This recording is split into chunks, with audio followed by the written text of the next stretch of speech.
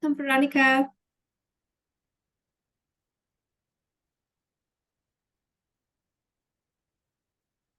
Oh, am I on mute?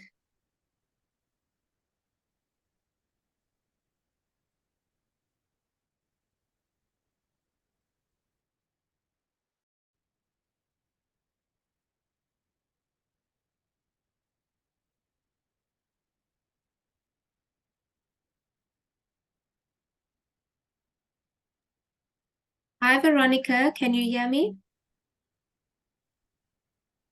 Oh, your sound is not coming through.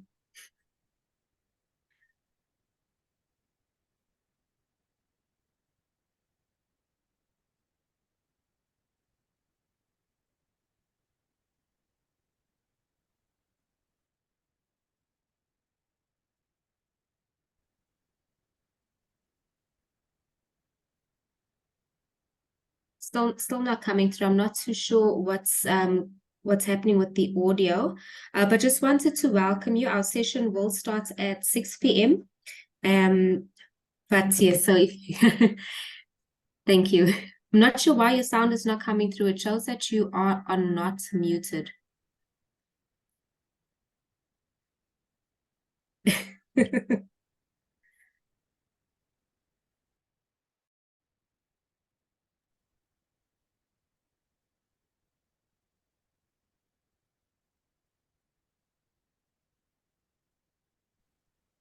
Hi, Thabiso.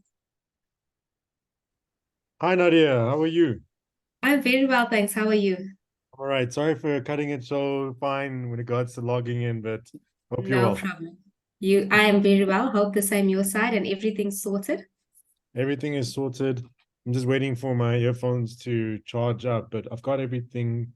I'm just trying to see if there's anything in particular that I need to just pop up over here.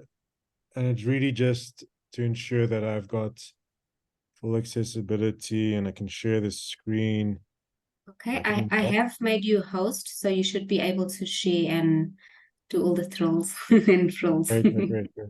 I mean, this is the first time we're really meeting each other. So, first of all, Yes, I want to welcome you formally thank you. formally to the PDP team. I mean, we're really just trying to create the opportunities that we think that the Writers Guild needs to tackle in order to address professional development as well as the future of the industry and how we're to meet it, and this is really a part of that. So I'm glad that you're coming in with this particular session. You get to I'm see. so excited.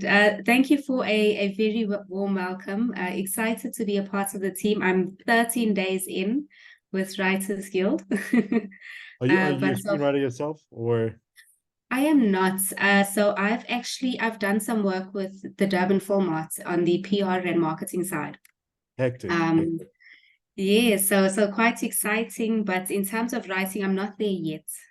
It's Okay, on my it's it's on my getting there. list of things. Yes. It's getting there. Okay, great. So it's a good thing I did log in earlier. I see that there is an issue.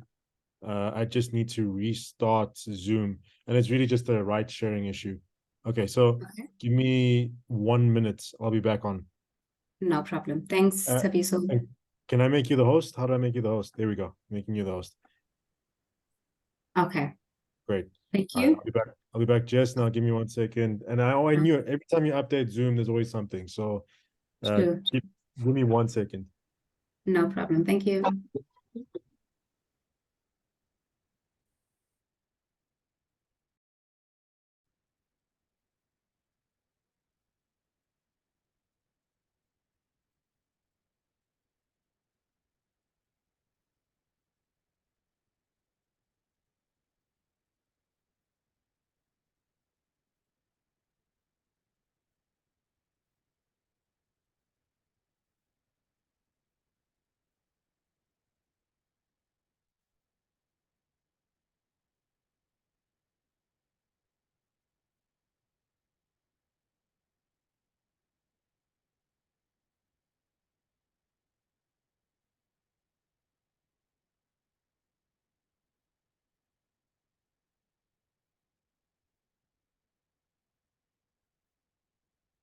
Okay, back. And let me know when I can. Awesome. Thanks. Thank you. All right, perfect. Let me just get this up and running. If I can get this one page just to open by itself. And I get this full screen.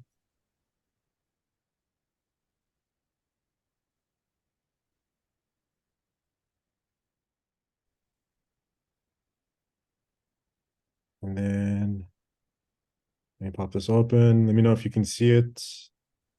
All good on my side. Yeah, you can see that. I just need to share the right document now. Right. I can see typewriter. Great. Awesome. Lovely. Just gonna try my luck over here. Can you still see it? Or has it Yeah. Okay, great. What can you see?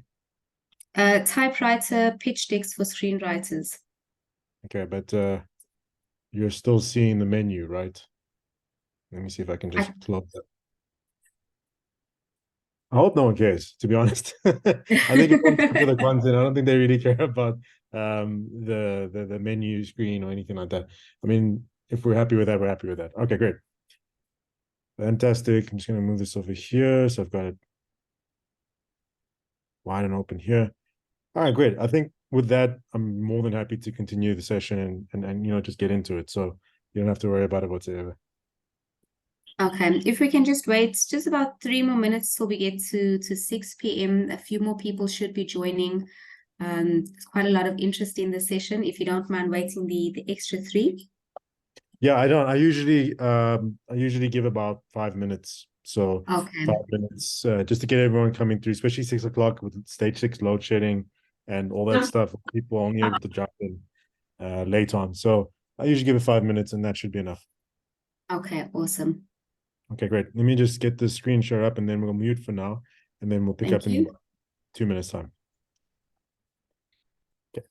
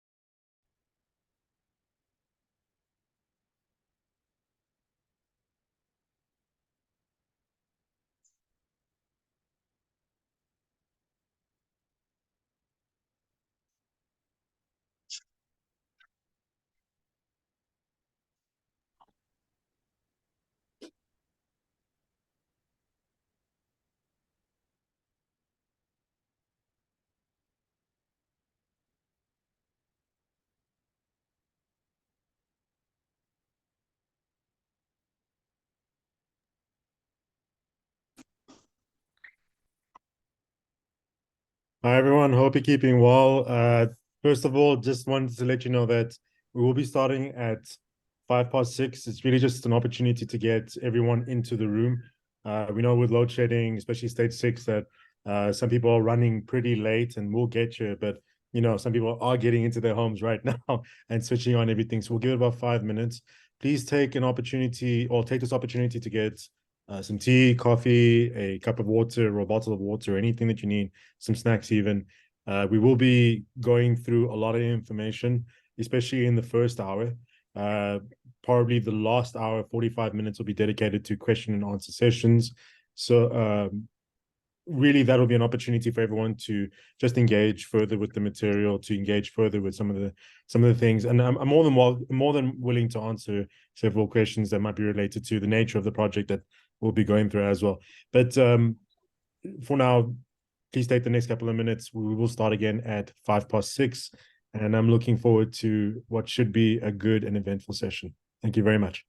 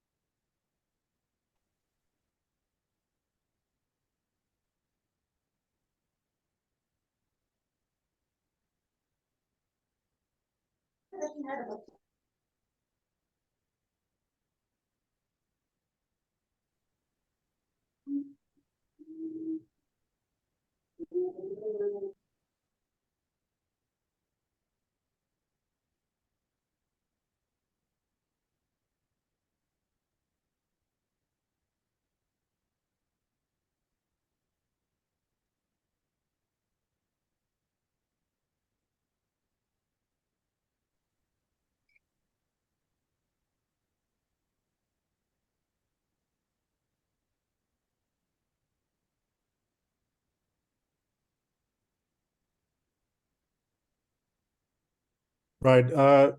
Hi, Rudolph. Hope you're well. I just wanted to quickly let you know the major reason why it's going to be a no for that request is mainly because the project that I'm going to go through is proprietary information. So it wouldn't be, I'm okay for displaying it, but obviously I'm not okay for sharing it. However, if you do want information, I know that there's probably going to be a couple of Word documents that you'd like to get a hold of and so forth. I will be sharing it in this session itself. Else you can also just email me. I'll send you my email at the end of the session. I hope that works out for you. Thank you, Thabiso. Thank you. Okay. No worries, no worries.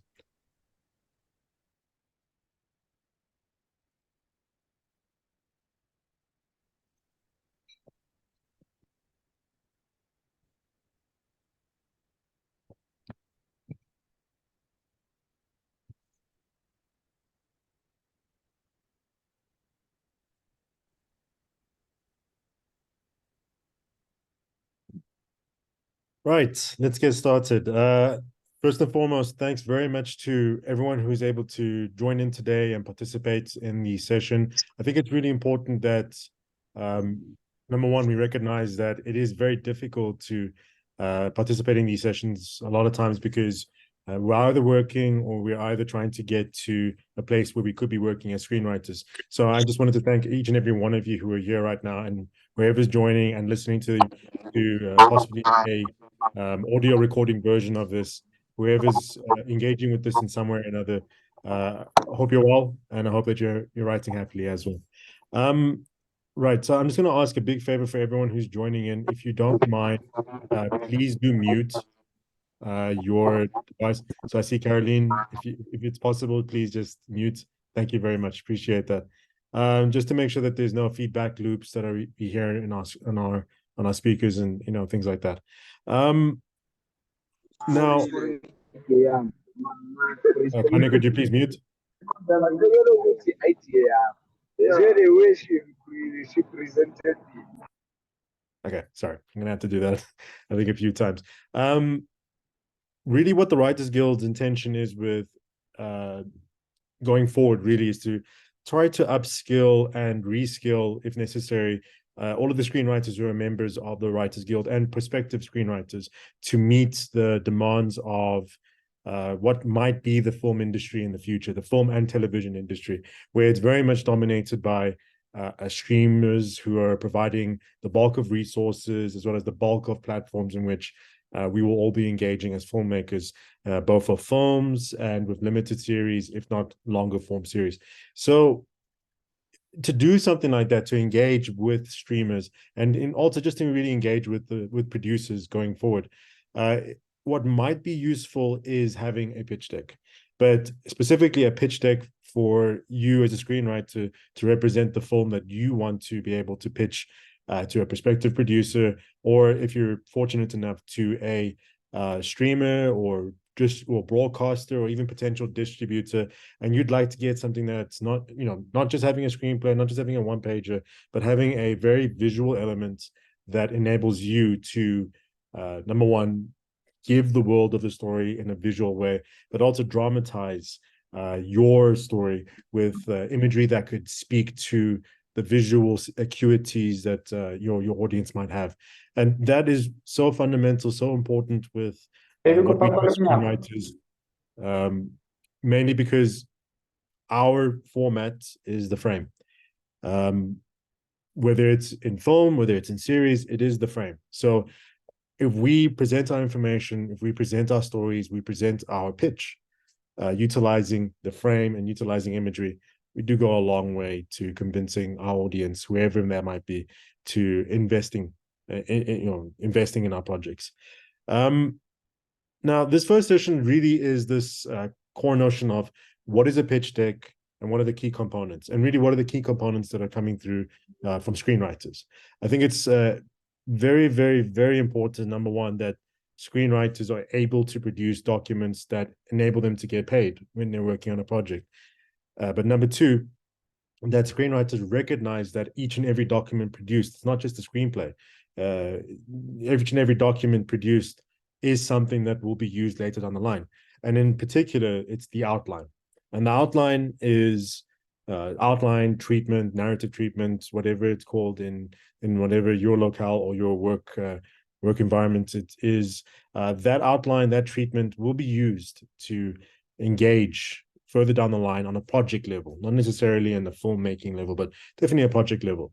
So what I thought could be very useful for us is to go through a film that I recently made. I was both the writer and the director on it, and go through what we used as our pitch deck when we were winning the funds, trying to get the funds in place, trying to convince the eventual platform that this could be an amazing project for them to hopefully adopt and hopefully support. So that's a movie which should be coming out hopefully October, November. I think my producer might be here, or at least someone who helped me make this film. So they'll be able to tell me, no, don't mention anything. But the point is that you'll be able to watch this film either this year or early next year, January, and see for yourself the results of this process. So we'll be spending September, 3 weeks in September, really just going through pitch decks, outlines, how you can curtail pitch decks to speak to your audience, and really just have the pitch deck live alongside your screenplay or teleplay, depending on whether it's a film or a series. And, present that forward going forward for investment, for your producers, and possibly if you are a producer yourself as well, for you to make. There is something else that I need to be very specific about, because I'm someone who works primarily in film. this pitch deck and outline information is skewed, of course, to film. And I will be presenting an example of a series, a Netflix series called Stranger Things, which has a pitch deck of its own kind. It's basically a series Bible, but it has a lot of pitch deck elements into it, which you might want to use if you are going to be creating a series. So that'll definitely be part of the process. But without further ado, let's jump into the project which I mentioned. So this film, it's a feature film. It's about 90 minutes now. This film originally started off its life as a screenplay that I had hoped would be made into a film. But ultimately, the dream, the possibility of it being made really came down to whatever money I had in my pocket, whatever money I could convince the people around me to make, to part with, to help me to make the film, and really just to engage with what resources I had at my disposal to try and make the film. So Prime, the movie that's very proud to have been made, it was not at all in the minds of a project that could be made by the NVF, Netflix, or anyone like that. It was always a project where I had wanted to engage as a filmmaker with an idea, with a concept, with characters, and with a particular story, and make that in any way possible. So I just want to clarify that, so that what you're engaging with, what you'll be watching, what you're going to be going through with me on this journey, very clearly, the idea wasn't to pitch to Netflix or NVF. It was to have something that really spoke about the screenplay that I created and the story I wanted to create, being the filmmaker. With that in mind, I went down to what could be the core elements of the pitch deck. And really, it came down to selling yourself, selling the idea, and selling yourself, selling the idea. So it's selling yourself, selling the idea, and selling yourself, selling the idea. So number one, it had to be something that you could be able to tell anyone in 30 seconds what the story was about. And those of you who are professional screenwriters, you know what that paragraph is. It's a logline. So already we're starting to see elements from our treatments present in our pitch decks. And really, there's no such thing as it's saying logline over here, but it's just straight into it on the first page, this idea that all of the project information is available. So this movie, Prime, is a drama with elements of supernatural and thriller. So it really is a psychological drama, a psychological thriller in that way. It's a film that's English language, and of course, being the filmmaker, you have to stake a claim to it, stake ownership of some kind or another. But in a nutshell, the film is a proud but obsessive young man struggles with his toxic father's death, and the deep strain it puts on his loving partner, blinding him to an ancient evil that preys on him in the form of a seductress. Now, if you're able to tell your story within 30 seconds, or rather within, I suppose, 10 seconds over here, you already go a long way to convincing any audience that this is something that they might be interested in. And normally, it takes a very long time to create a log line of this kind. And even this is even just, it's a log line which isn't final. So it's not the final log line of the film. But within one nutshell, on one page, you're able to get the idea of the film. Everything else afterwards is style. How you determine what it looks like. You can see with the imagery over here, all of that stuff comes down to style. And in our second session next week, we'll definitely be going down into what kind of style, what kind of imagery, what kind of feeling do you want with your pitch deck. Remember, again, from the screenwriter's perspective. So we're not talking about a director's visualization, but rather what the story and what you as a filmmaker are trying to present. So all the key information of the project is here, except, of course, for things that you'll be working with a producer on. And that is, of course, budgets and time frame and all of the other details which would be here as part of the investor summary, or the executive summary, at least. So budget, financing sorts, and all of those things would nicely fit in over here, and even the production company. But as a base starting off point, just from you as a storyteller, just from you as a screenwriter, already you have everything you need on the first page. Now, not all pitch decks or pitch Bibles look like this, not at all. But you as a South African filmmaker, this is probably a good place to start, because most of the people you'll be pitching to, like your SABCs of this world, like perhaps Netflix, they're going to want to see that information up front so that they get it one and done. of course, then it becomes a process of introducing yourself, introducing the team that you're working with. If I'm very lucky that whenever I'm making a project as a screenwriter, I usually work alone as a screenwriter. Obviously, with a producer and all that other stuff, that's a different story. But as a screenwriter, I'm really focusing on myself. I'm focusing on presenting the expertise that's there, as well as something that could be more than just a screenplay, but here's the person making the film. So in my capacity for this film as being the writer and the director, there are so many different things you have to put across to the audience or to whoever's going to read your pitch deck that just enable the people who are going to be engaging with it to have a very strong idea of who you are, what you believe in, and what you're reaching for. Why this film? That's something that we never, ever actually pitch with. It's the most important thing, actually. So you've got your story, you've got you, but why this film? What separates this film or this series from the market? All those things that come in, all of those ideas, all of those beliefs that you have in your project and what it could be for society, all of that has to come in at this point. In other words, what gap is this filling? A lot of times when we work as screenwriters, number one is, the priority is the screenplay, it's the characters, it's the story and so forth. But we find ourselves stumbling a lot when it comes to a gap for the story, as well as a target audience, target market. But hopefully in engaging with an outline, you are able to create something that gives you all the information, gives you all the exploration that you possibly could need to use in creating a pitch deck. So when you're talking to your producers, you're talking to your distributors, your financiers, you're giving them the ideas that they will then take to motivate their shareholders, their investors to create a space for your project to exist. So with regards to this, I really wanted to isolate a couple of themes that are in this film, a couple of themes that I thought would be things that would come to define the film, define the marketing of the film, the feeling of it, what could be an audience response. And all of those things were very, very, very, very big.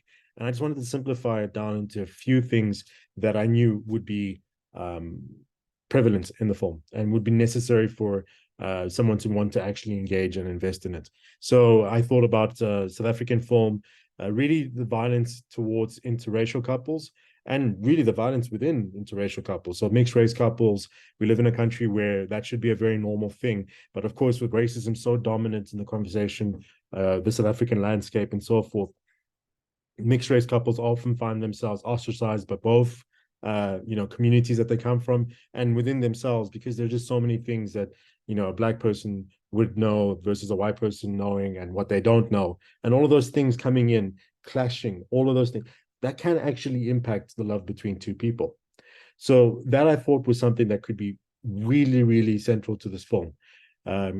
Yes, sure, it's a couple, it's a guy who's losing everything now that his father has passed away.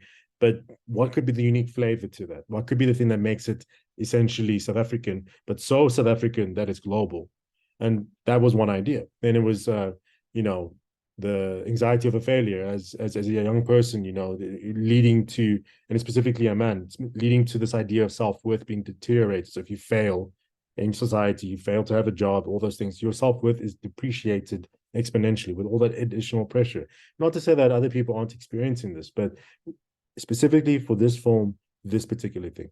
And of course, many other ideas and themes which I had discovered in writing the screenplay and doing my outline, which I knew would be things that I could speak to investors or speak to producers about.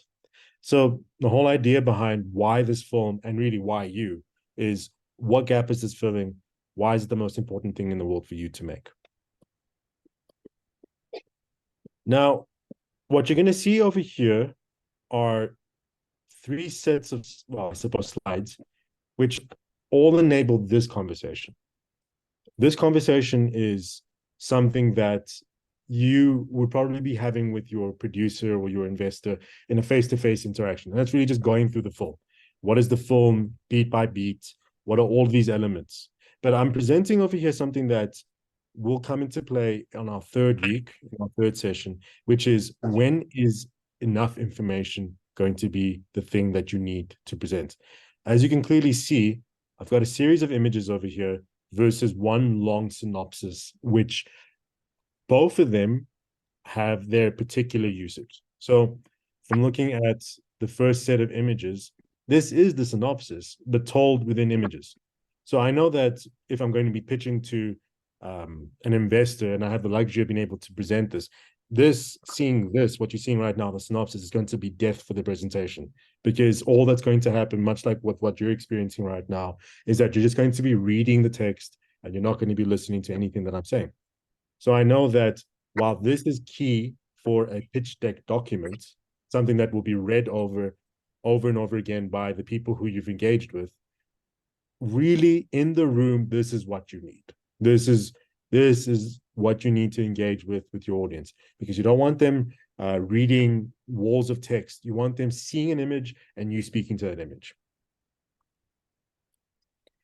But yeah, the synopsis, again, something that comes from the outline, something that is actually quite critical. Now, how you present that synopsis, whether it's a wall of words like this, or whether it's picture with some text and you're leading an audience through a story, that is really up to you. There's no set rule about that. In fact, you're probably going to find in the Stranger Things pitch deck, which I'm going to also present to you guys, because it's freely available. You can get online right now. With that, you will find that they chose to be somewhat subversive with how they present information, but also very, very defined. So at this point, the person who's reading this really wants to understand the story, really wants to get down into what is going to get that. Another thing that's really important, something we never really talk about in terms of pitch decks as well as stories and so forth, is this idea of the world of the story. Now, anyone who's ever created a project starting from outline level always knows that there's this thing called world of the story, which is, you know, what is happening in where and so forth. But really all you're talking about is, what are the rules? What are the rules that will engage with the plot? What are the rules that will change the characters, will put them in sticky situations and which they have to work their way out? But when it comes to a pitch deck, you have an added opportunity of utilizing imagery to showcase what the world of the story is. And really with atmosphere, with specific choices and all of those things, you have an amazing opportunity to create a visceral world, something in which the person who's engaging with your story can see and feel and also find the inner meaning and context by reading whatever you're presenting. So as you can see over here, Prime originally, before we went into production, before we were able to get some financing into place, it was a story which was going to be set in Johannesburg. All right, please give me 1 minute. Apologies for this. I do have an emergency to take care of. I'll be back right now.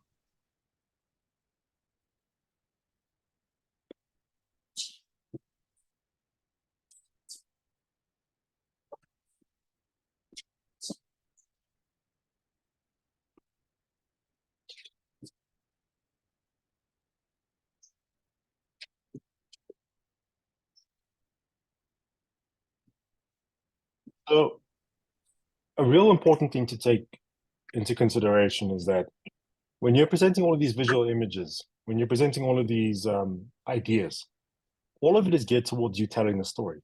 So even the presentation of the world of the story over here, it's all in line with explaining why this story exists in this particular place. And, you know, in engaging with the rules, engaging with the setting, you're really just trying to find the elements that marry genre and synopsis. And in presenting this imagery, in presenting this pitch deck, you're going to be able to get that much closer to building a very, very visceral visual motif in the audience, which is very important to building this idea of I've got a fish cake. I've got some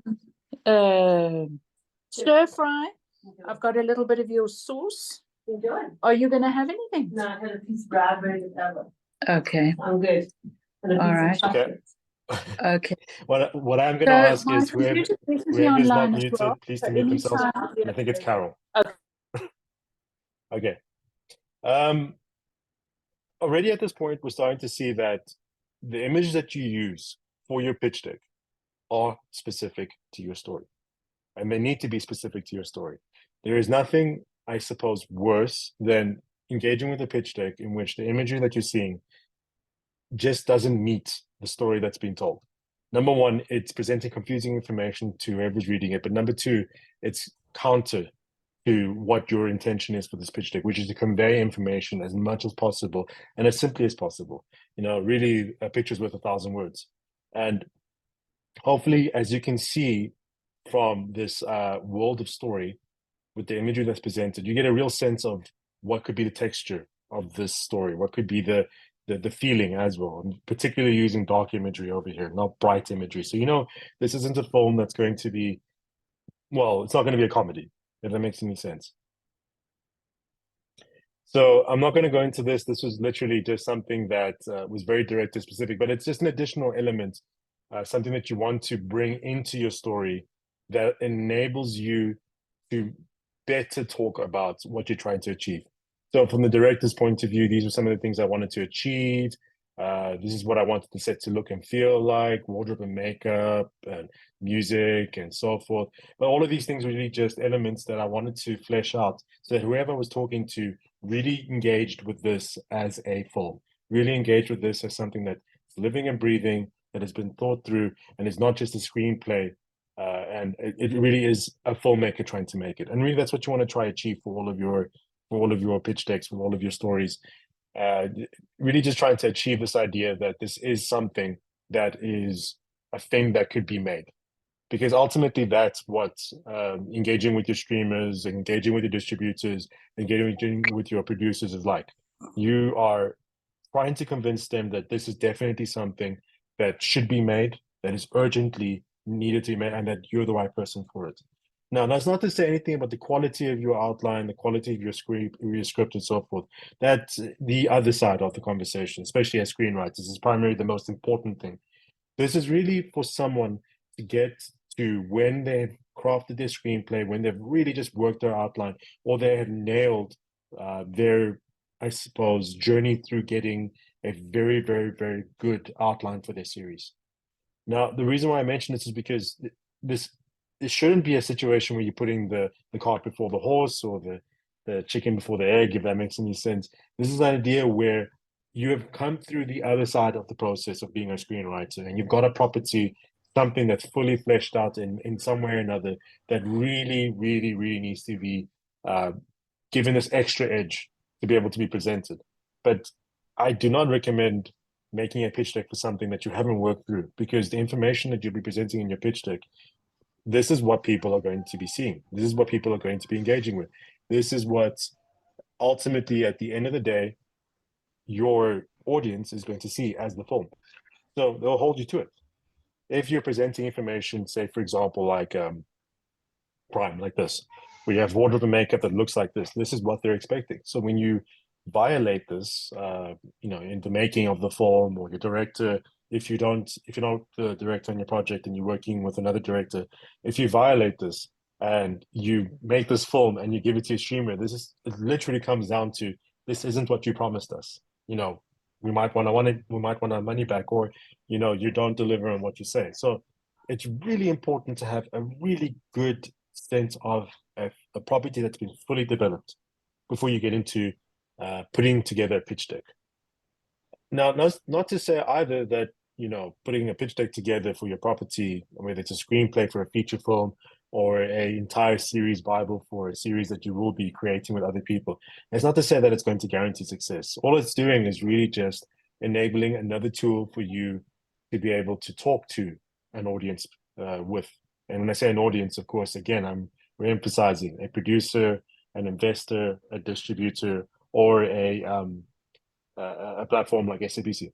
So the point of this is how to help what's already there, not to be a substitute for what's needed. So target audience, we've spoken about this before. Screenwriters struggle, very much struggle with this idea of a target audience. And really, on the nature of your project, whether it is a commercially facing project or a highly artistic project, the reality is it's got to be seen somewhere. And as a result of it needing to be seen somewhere, the budget for your film might be entirely decided by where it's going to go. So it's a really good idea to know your target audience I suppose really after you've done the work of screenwriting, get the creativity out there, develop the story, develop it to the point where it stands on its own and it's absolutely perfect. And then really start nuts and bolts thinking about target audience. And if you find yourself in a situation where your target audience is small, is very niche, realign your expectations for the project then. Because if your target audience is that small and you need to build it up and so forth, you're not going to be getting loads and loads of money towards your project. Or maybe you find a producer who really, really believes in this project and has got the right context, the right financing, and they want it to shine. But the point of it is you have to be able to realistically adjust your expectations based on where you're going to be sending this to, who is going to be watching it. And as a result of that, you might be able to improve your filmmaking because you know exactly what you're working towards. But I think it's absolutely important that we, as screenwriters, really prioritize our target audience when it comes to setting out there with the properties that we want to make, with the forms that we believe in, with the forms that we think could be entertaining for a platform like Netflix or a platform like Amazon and so forth. We have to know that so that we're able to communicate with these platforms and communicate with our producers more effectively and help them get this idea, help them see where it could go and so forth. So Prime, for example, is very much a film that's dedicated towards film, dedicated towards cinema lovers and people who really want to watch films on an international platform. And the South African film, for a very long time we've forgotten what that could be. It's not an extension of a telenovela. It's not an extension of a drama series. It's living, breathing own thing. So if you're going to commit to that, your target audience is going to be very specific. So Prime, for example, is not going to be the same target audience as Netflix's Blood and Water, for that example, or Shaka Ilembe.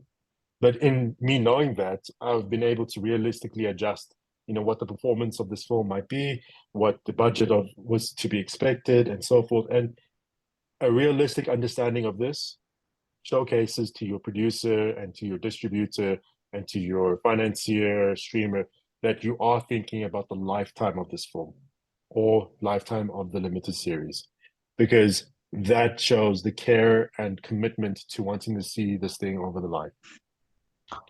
So target audience, it's important to get into the psychology of the person that you're trying to show this film to. It's what interests them, what tickles them, what are they obsessed with, and where are they watching it? Are they engaging with it? It doesn't have to be a hyper complicated thing. All it has to be is a simple overview to enable whoever is going to take this later on the line to be able to market the film, to be able to distribute it, to be able to engage with deals and all of the nice stuff that producers engage with afterwards. But you as a screenwriter, your case is only stronger if you're able to say where this thing should go. And again, the imagery attached to this slide should speak of that. It should speak of the target audience that you think could be the people watching it. So, some key components to think about for a pitch deck from the point of view of a screenwriter. So I'll jump into this just now, but I just wanted to ask if there are any questions thus far. I see Vicky is apologizing for late joining. All sorts of TikTok balls. No worries, it's stage 6. Completely understand. Any questions thus far? Anything that anyone would like to? You're more than welcome to put up your hand, ask a question, put it into the chat. There's going to be an interactive section. I think that these key markers are important to be able to engage with everyone. First of all, pitch decks. Did you think that pitch decks have a particular look and feel to them, or is it one size fits all? That's a question I'm putting out to all of you guys, and maybe you'd want to respond to that. But for now, we have Robin for you and asking, do you cater your deck to who you're pitching? Example, Netflix. Yes, there is a level of that. There is a sense of that. But ultimately, all pitch decks have the same information. But the audience that you're going to be catering to, I mean, for example, Netflix might be asking for different criteria that DSTV might be asking for. So it does help to pay attention if you have received the brief, paying attention to exactly what's needed.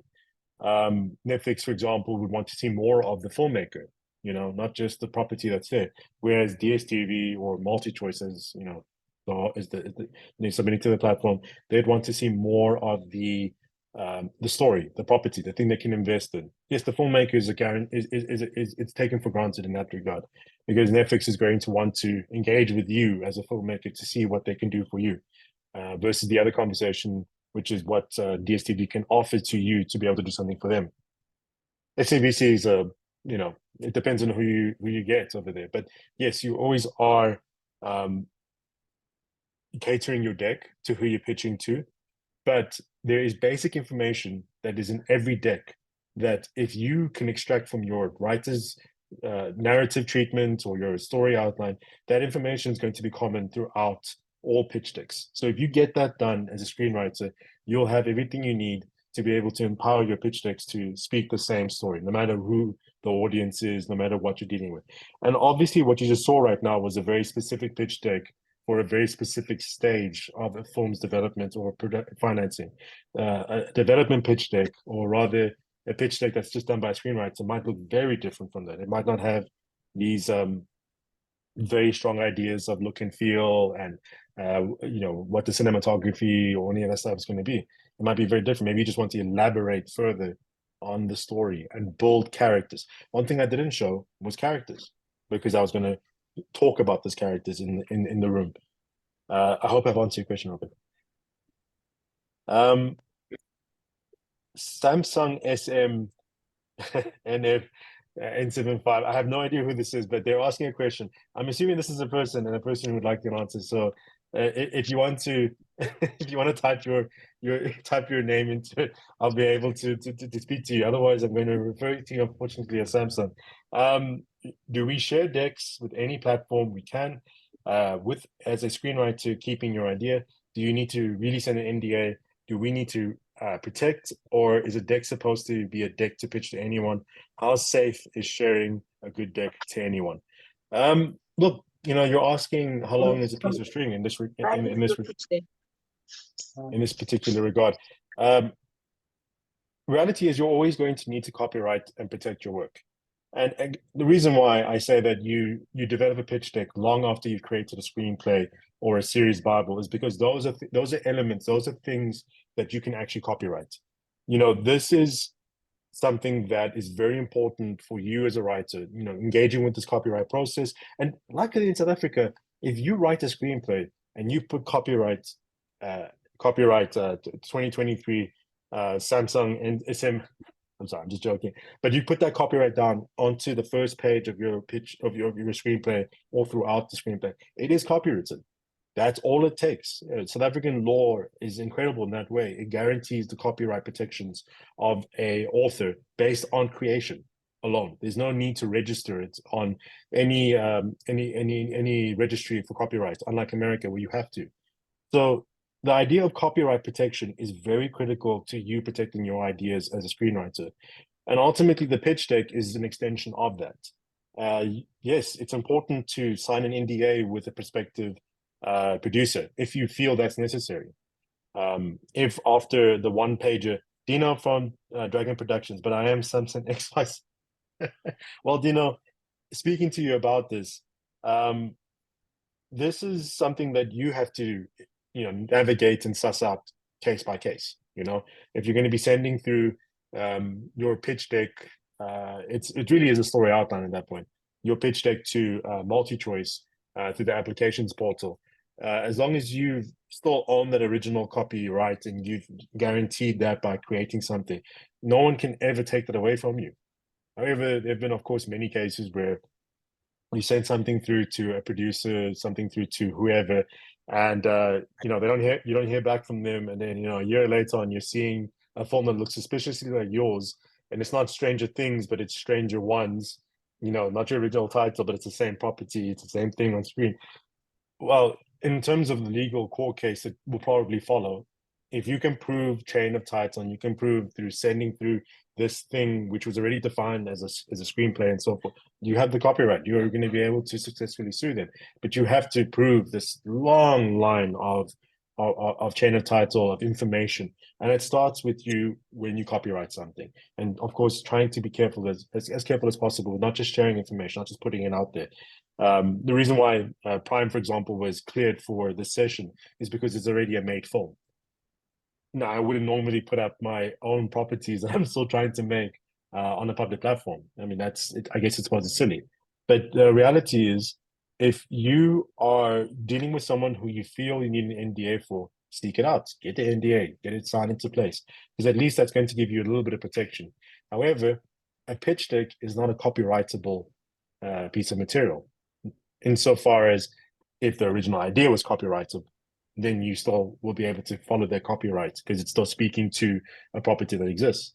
But a pitch deck by itself, it's still just an idea. It's not an expression. It's not an idea, something that the South African law considers a authored work that can be copywritten. So do we share decks with any platform we can? I would not. I would be very specific about sharing decks. I would stick to a one-pager if you're submitting applications through a one-pager in which, you know, as brief as possible, you can describe your project. But no, I wouldn't just share a pitch deck, but I would use it definitely if you have an opportunity to pitch. So if you are, you know, if you've engaged with a distributor and you found yourself in a place where they need information from you, and you know it's a reputable distributor because they're a big name and really they're going to be fighting for you as a client, then yes, share a pitch deck with them. It's going to easily enable them to fly through the information they need and see what the film could be. But if it's not a reputable distributor, if it's not one of the top 3 in our country, top 4 in our country, or, you know, someone says that they're Netflix, but they're really not. The key thing is that Netflix is never going to contact you directly. They usually work with distributors. Then yeah, please hold into your pitch decks. Please hold onto your one pages and first meaningfully engage with the prospective person before you ever think about sending through something like that. And really, yeah, hopefully I've answered your question, Dino. Ultimately, sharing a pitch deck, it's about as safe as sharing a screenplay. You know, you never know what could happen. So I'm going to just speak to Robin's follow-up question over here, and then I'm going to carry on with what the key components of a pitch deck could be. So it's frame the target audience. I've always thought of the target audience as simply age, race, creed, etc. But you spoke about their interests and other more subtle elements. Look, the reality is whenever you're defining a target audience, it's speaking about the psychology and core beliefs of that audience. But also, you know, what do they love? What do they love watching? Is what you're making exactly that, or is it something else? And you know where they're watching it. You know, if you're talking to Netflix, they want to see if this is something that's going to be on a streaming platform, and you've done your research into what they've been making, what's popular on their side. You can literally go into Netflix right now, create a guest account, and whatever pops up is what everyone in the country that you're in is watching. And you'll see in your top 10 what's working, what isn't working. It's usually the first couple of things. Netflix, Amazon, you name it. It's all of these people. But you have to do your research.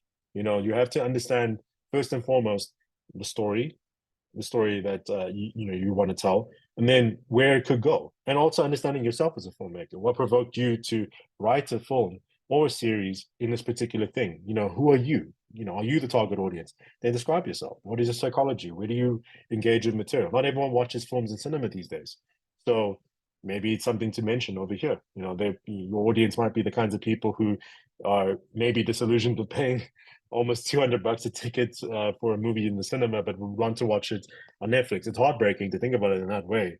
But you know, realistically speaking, you can't be precious when it comes to this. When you're trying to get your film financed, still try fight for cinema, no doubt. Not for that theatrical release, but because it's such a complicated process and very expensive process in South Africa, maybe your 1 million rand budget film isn't worth the 2 million rand rental fee that's going towards the clinical and so forth. And I say this with a breaking heart because it's the truth. But maybe your film can go to the bioscope in Labia. They'd be more than happy to have you. And then Morgan Morris, Thabiso, you clearly knew from the very start that you wanted to direct this film. But what of writers who want to sell a screenplay and perhaps want to leave as much of the visual development to a director? Is there any value in them developing a pitch deck? Yes, definitely. Because remember, the elements that you saw that were, I suppose, director focused. You can remove those elements and have a very rich and detailed pitch deck that speaks very much to the story. Because even you as a screenwriter, there are some images and there are some sounds and music and all of these different things and references and so forth, which you utilize when you made your screenplay. And I think it's really important, if you're just going to be the screenwriter on this project, that you bring those references in, you bring those elements in, because that stuff could make your pitch deck come to life. It could make the story have an additional element, an additional dimension. You don't have to be a director to make a pitch deck. In fact, all you really need is a graphic designer, or if you're willing to do the hard work necessary to learn how to do a little bit of graphic design, to then work on PowerPoint, InDesign, whatever, you can do it yourself. You really can. And there's so many, if you have an Adobe Creative Cloud subscription, you can literally use their AI-driven whatever now that allows you to be able to create documents that speak to you and the project. And there's tons of stock images out there that are for free, that have been cleared for use. My entire pitch deck is made entirely from those stock images. So I don't believe that you need to be just a writer and a producer, or a writer and a director to create a pitch deck. I think it's something, if you feel that it's necessary to make, but you got to make sure that screenplay is singing first. You know what I mean? Your screenplay is singing and your outline is singing, which is what we're going to go through right now. Those elements are the nuts and bolts of what you do as a screenwriter. The pitch deck only really is a additional tool. And a pitch deck is only as useful as the producer who's on it with you, or the director who's pitching with you. So those are things to keep in mind. Those are things to bear in mind. There is a lot of value in having one, but it's not as useful if you're not paying attention to the core of what you're trying to do. And that's your screenplay, that's your outline. Okay, great. Last question from Simpiwe. Who are the top 3-4 distributors in South Africa? You're asking a question that I usually leave up to producers to figure out, but to humor you, to be able to really just give you somewhere to go to you can maybe start the journey for yourself. Of course, it's Indigenous Film Distribution, it's Gravel Road Distribution, and AAA Entertainment. Those are the big 3. There is a 4th one, but the name escapes me, but those are the big 3. And they have their websites online. You can definitely submit stuff to them through their website, follow up with them, and try to see if they can help you on the journey. They are open to concepts and those kinds of things from screenwriters, but you normally need to either have a producer on board or be prepared to have to partner up with the producer that they may recommend, mainly because you're not going to be someone that's going to be able to do it by yourself, and you should respect that.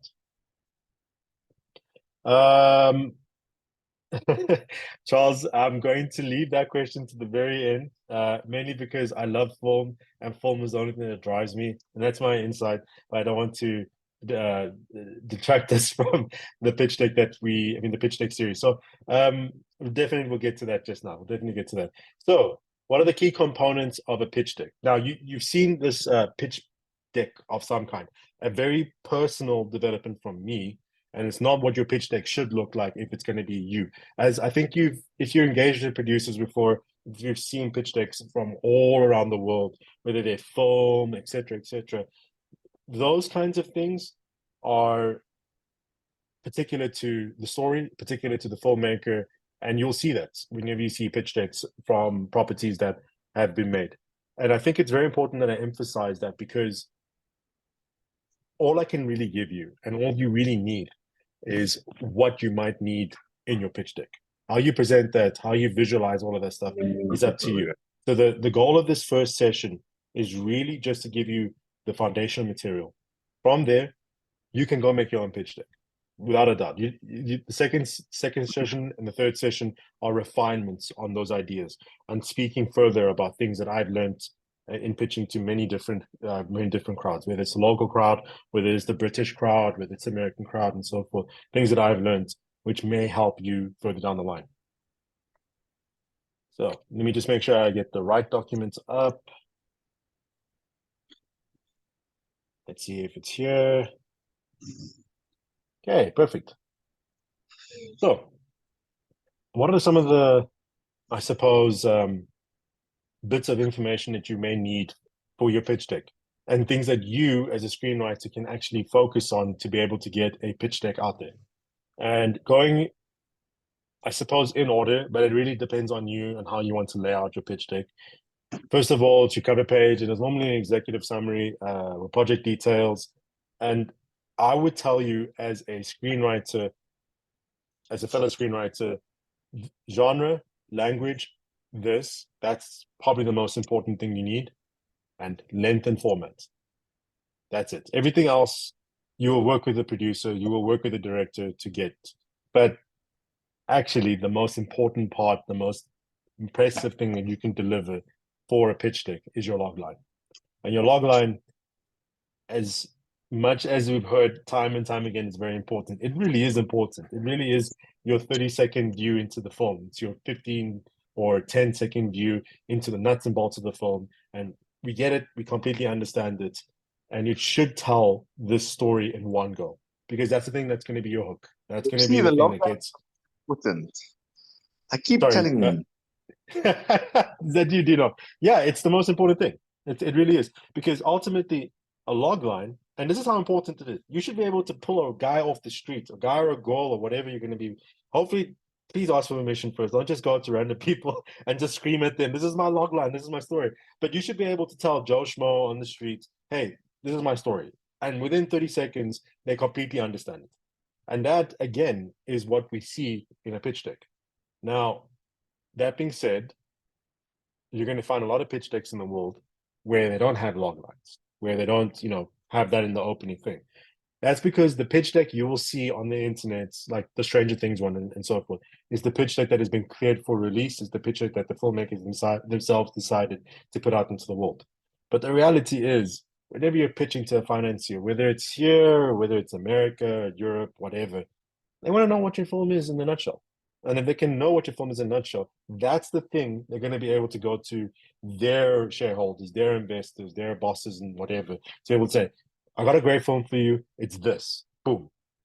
Whoever's on the other side literally has to make a decision there and then. Okay, finance it, don't finance it. So your log line, yeah, it could be the thing that gets your film financed. It could be the thing that gets your film partnered if you're trying to find a producer. It could be the thing. It could be that thing. Why? Because a good log line is enough.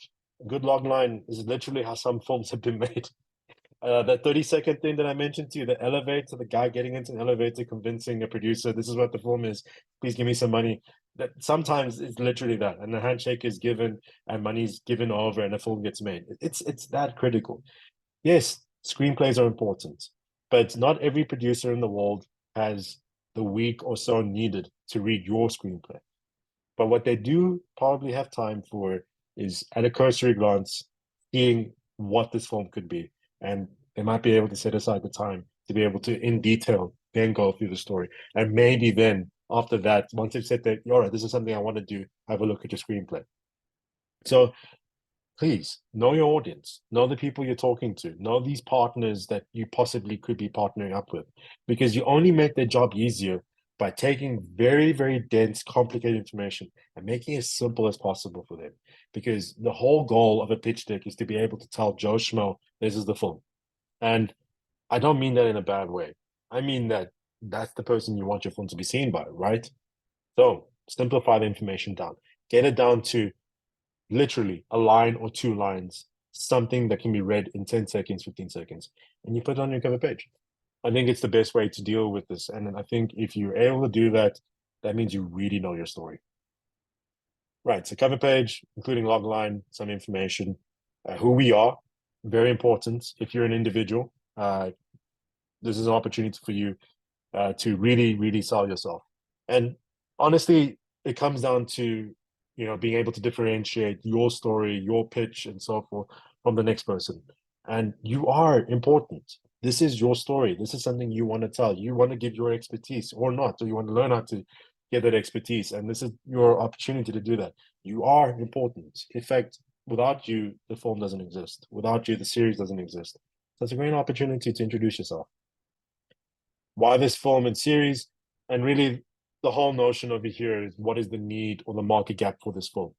Now, you normally have figured this out long after you've written the property, long after you've developed the screenplay, and then finally it clicks, oh, it could be this. normally it's the case. And for a lot of screenwriters, that is going to be the case, especially if you're doing something called a spec script.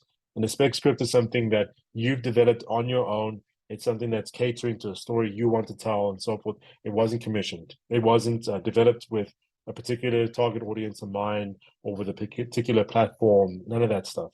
So spec scripts really need this information. Otherwise, if you're dealing with a producer who says, all right, I'm talking to ETV and I need a physical comedy that deals with family, right? That's something that you can already see that's the need. So you can work towards that in you're making your screenplay. At that point, you don't even need a pitch deck, right? So this is really to help you if you're trying to sell a spec script or you're trying to get a conversation started with a producer or a distributor or a streaming platform. And the whole notion of why this film and why this series is the hook. The hook. Why is this going to be important for that particular platform, that producer to make? So that, how are they going to sell this thing? What's the hook of this thing? Then there's, of course, this idea of the intent of your project, the premise of your project. Why are you making this? And I obviously have not put that into the pitch deck that you've just seen right now, but it does come down to this idea of why you, why now, and why should you be the one to carry this thing over the line? And the whole idea for it is, everyone has a certain intention when it comes to, creating a screenplay first and foremost, and also making a film. So there's an opportunity for you to say, well, I'm trying to achieve this. This is what I'd like to achieve for this particular thing, or I'd like to address something here, or this, or that. But you got to be able to sell this idea that this project means something to you. And not only means something to you, this project, you wouldn't be able to live without this project being made. I'm speaking from experience. Those are the kinds of films that get made. Of course, there's the synopsis written to tell a story that will be seen and heard, not thought about. Very important thing to think about. A synopsis is a series of beats. That's what it is. It's not anything else other than a series of beats following something that follows from an inciting incident or the hook or the thing that changes the world or whatever you might want to look at it from. There are tons and tons of books and literature as to how story structure and whatever works. But the point of it is that a synopsis is a story told in a series of beats. And the reason why that's important, it's not an opportunity for you to, be philosophical about the very nature of the story. No, it's literally, this is what happens, this is what follows that, boom, boom, boom, boom, up until a cliffhanger, if you want. Something that's going to ensure that whoever's reading it is going to want to read the screenplay.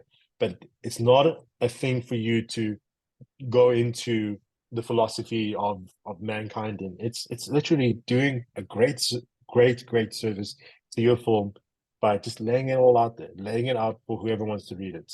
Now, I have a particular thing where I don't like to give the ending for a particular story in the synopsis. I will build up everything up until this final big moment when, whoever is in the film has to do something, right?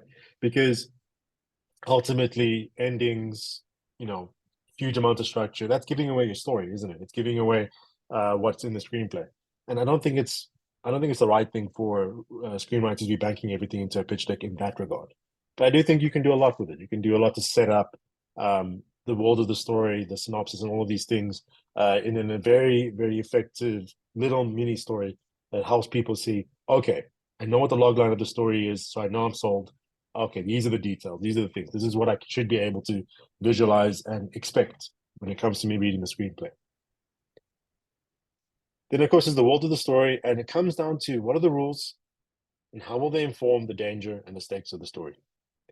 That's as simple as it is. It's not that, the world of the story is based in Soweto, which is, a place where you can buy food in the street or you can walk on the street or take a taxi. No, there are very specific elements in a township in South Africa that you won't find in other countries around the world. And what do those things do for your story? What elements, what things can the person reading your story or seeing your story, what things are things that you can leverage to be able to help them see this world and feel it? Feeling is the most important thing.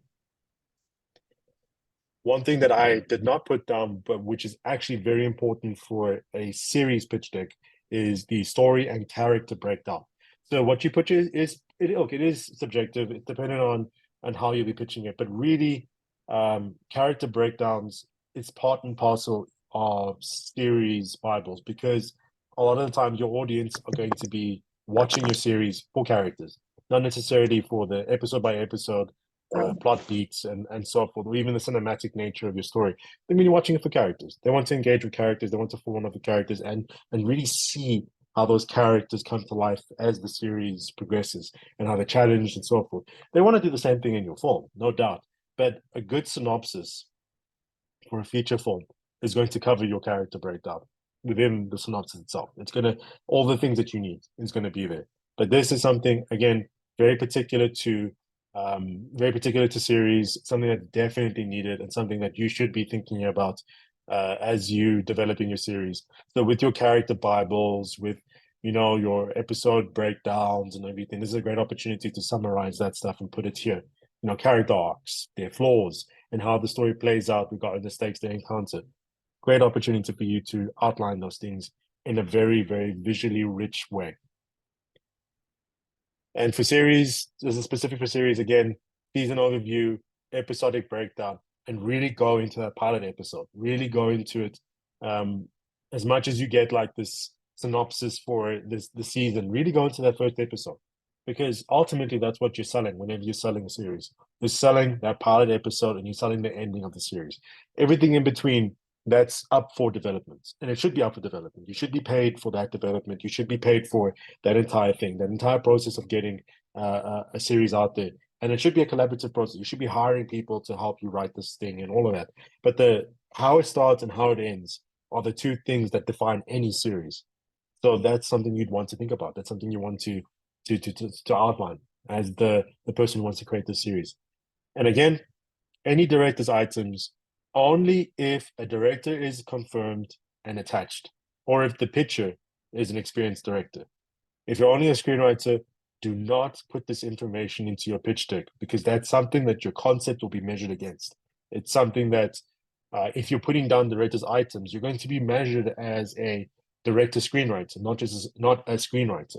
And believe me, if you're not a professional director, if you're not someone who's thought about this project from that perspective and how you want to see things, it's going to show.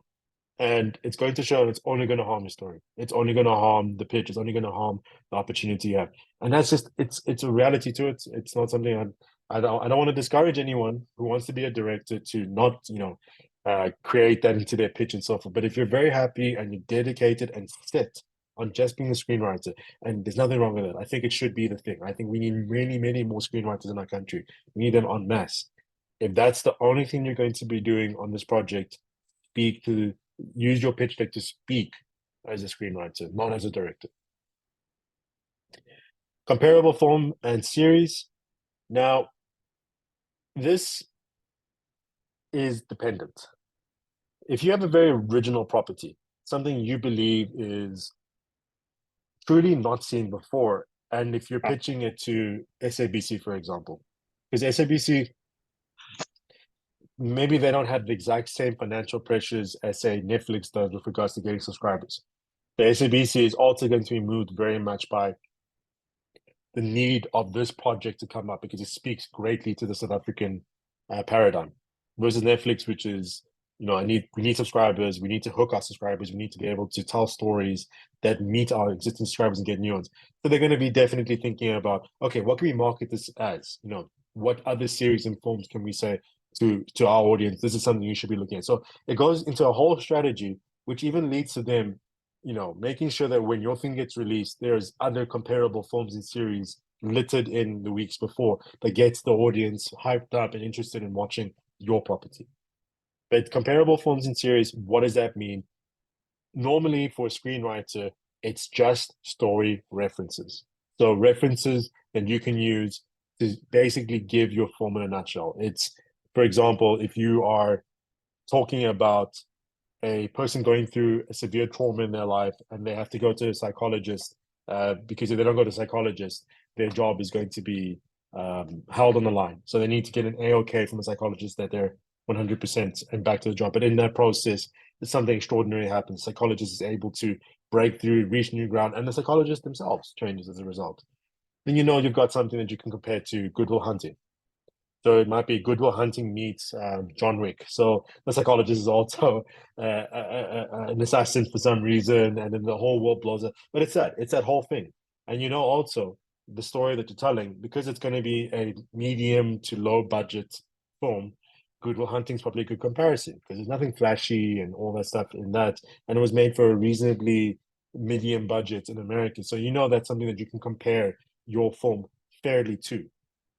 If you're going to be making a ethnic urban kung fu thing that's set in the middle of Johannesburg in the CBD area, where it's an Afrikaans guy named Billy chasing after a Nigerian gang leader, and with him is Zico from KZN, who's also a kung fu master, karate guy, and you're doing in the vein of the 80s action series, the 80s action films that are very much ETV's bread and butter, and you're pitching it to ETV, yeah, then you could probably mention, you know, Game of Death and all these crazy things. You're not going to mention The Matrix because The Matrix is a CGI heavy sci-fi world, and it's not fair to compare these two properties together. But yeah, comparable films and series. If you're just the screenwriter, story references only, story and possibly world tone references. That's it. Don't go into the budget references and so forth, because the person engaging with you just wants to see, oh, what other things are you thinking of in line with this? Please do not start talking about budgets unless you are a producer or possibly a producer director as well. Budget, development, and this, I am highlighting this and I'm going to be specific. If you need to talk about the development budget that you need, and you're an experienced screenwriter or a storyliner, or you've been doing many feature films and you need a team around you, yes, you can speak about what you need in terms of development. But this is entirely experience dependent. If you don't know what you're doing with this, do not put this section in. Don't take this as an opportunity to try to do something you've never done before. Always be open to the fact that this is a collaborative art form. And as a collaborative art form, you need to work with other people. Screenwriters and directors don't just make properties for themselves, by themselves. There's an entire army behind them and with them to make things. And the target market and distribution plan. It's going to be very detailed if you're working with a producer. Just keep it simple. Who's your story for and how will they experience it? You know, the psychology of the person and where they're going to see it. It's going to be in the theater, it's going to be on a streaming service, it's going to be on DSTV. You know, talk about that, you know. And also, one thing that we never talk about, not just individuals, but groups of people. Maybe families want to watch your film. But what kind of family? You know, is it a traditional conservative family, or is it a very progressive family with very, very liberal ideas? That's also something, because the way you market the film, the way you find a home for it, and also that could also be a big factor in the lifetime of your project. So something to think about, really something to think about. But really, everything outlined above must be dealt with in two very different scenarios, being the pitch and the pitch document. So the pitch document is something that you're going to give to whoever you've pitched to, and this is your full detailed document. This is the thing that, you know, has all the information, all the text and whatever. That's got all the words. What you're pitching with, however, needs to be as clean, as simple, and almost as wordless as possible, because you're presenting a series of ideas that are telling a story and you're speaking to those ideas. So much like what we used to do when we were in high school or whatever, you're going to be pitching. And pitching is selling an idea, and you have to know what you're talking about. So by removing all the words, removing everything that could be something that could be a block of information for your audience to read instead of listening to you, you want to get rid of all that stuff, and you really want to tell a story. So you could tell your pitch deck based on that. And we'll talk about that in the third session, exactly how that could be. So a little note over here is words are for reading after the presentation. Pictures and verbal discussion are for during the presentation.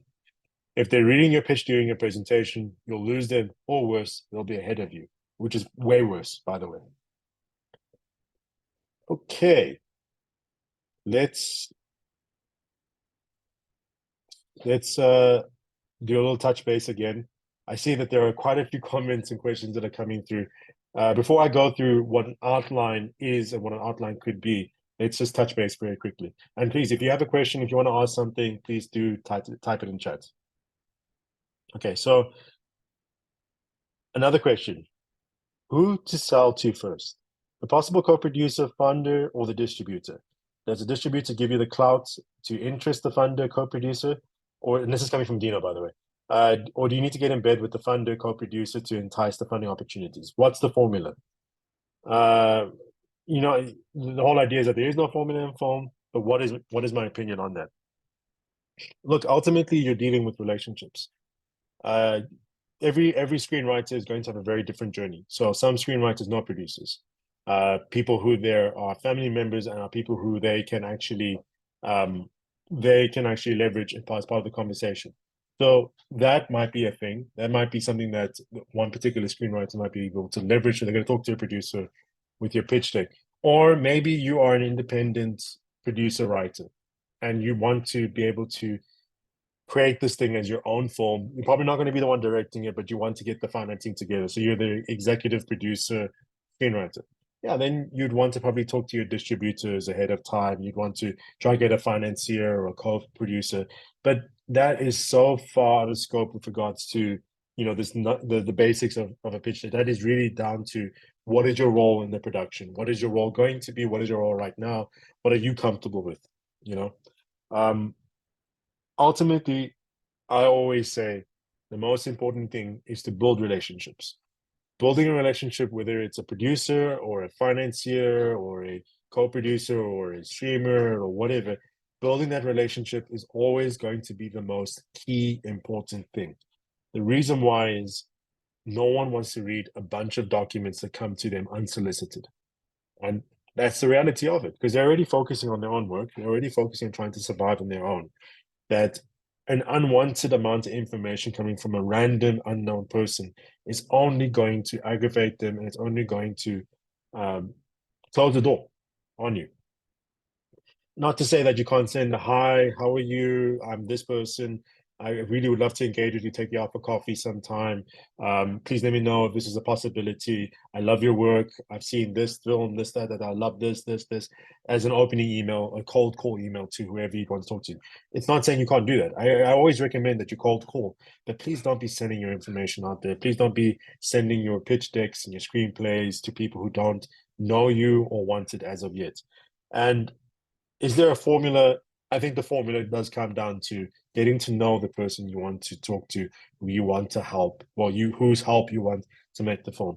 And to crystallize that, I always think of Christopher McQuarrie, the director of Mission Impossible, the writer-director of Mission Impossible Fallout, and I think one or two films before and after the Mission Impossible films.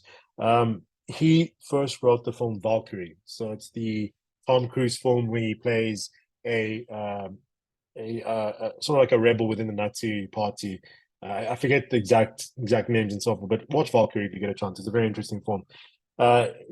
Christopher McQuarrie had written The Usual Suspects years prior to that. And Usual Suspects, when it came out, was a beautiful, amazing film, but it was also the only film that Christopher McQuarrie worked in that decade.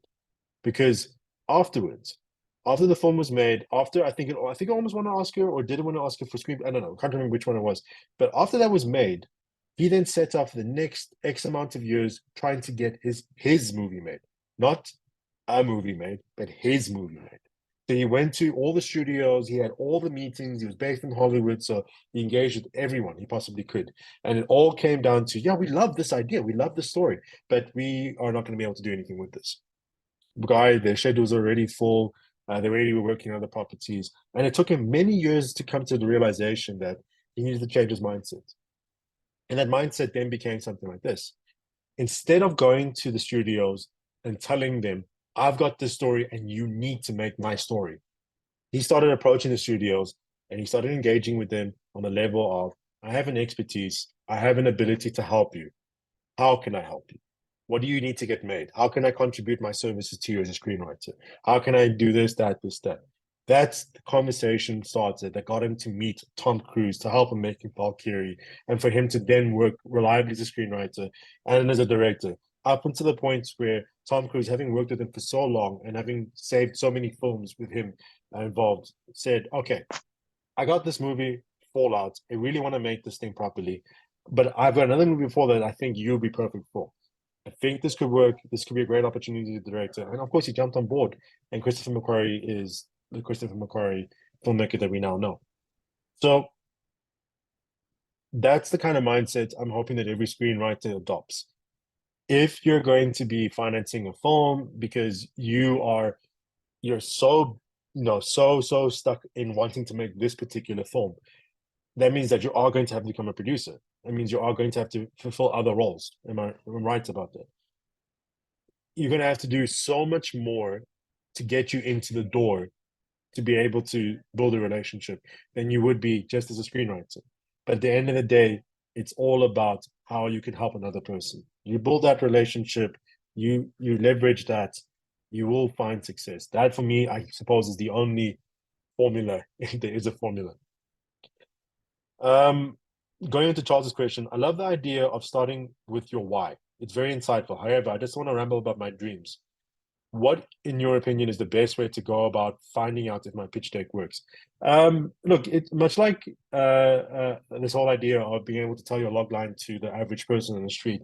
It really has to be a case that you should be able to test your pitch deck with people who aren't filmmakers, who are also in your personal circle. So if people who are not filmmakers, but like films and want to watch it, if they can read your pitch deck, and especially that why, if they can understand your why without you having to be in the room, and to further explain and further elaborate, and you're getting something.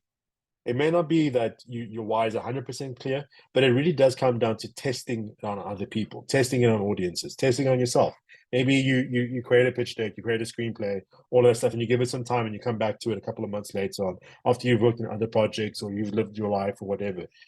If your why is still engaging with you, then sure, maybe you can leverage it, you can try it out. But the point of it is that testing these things is very important. And testing these things starts with you just talking to people who have no stake, no engagement with filmmaking, just the kind of person you'd love to watch this film. But of course, it must be a personal connection. You're not going to just go again to the random guy on the streets, like screaming and shouting at them, saying, "This is my why." That's not what we're trying to go for. And I see that Vicky has her hand raised. Vicky, go for it.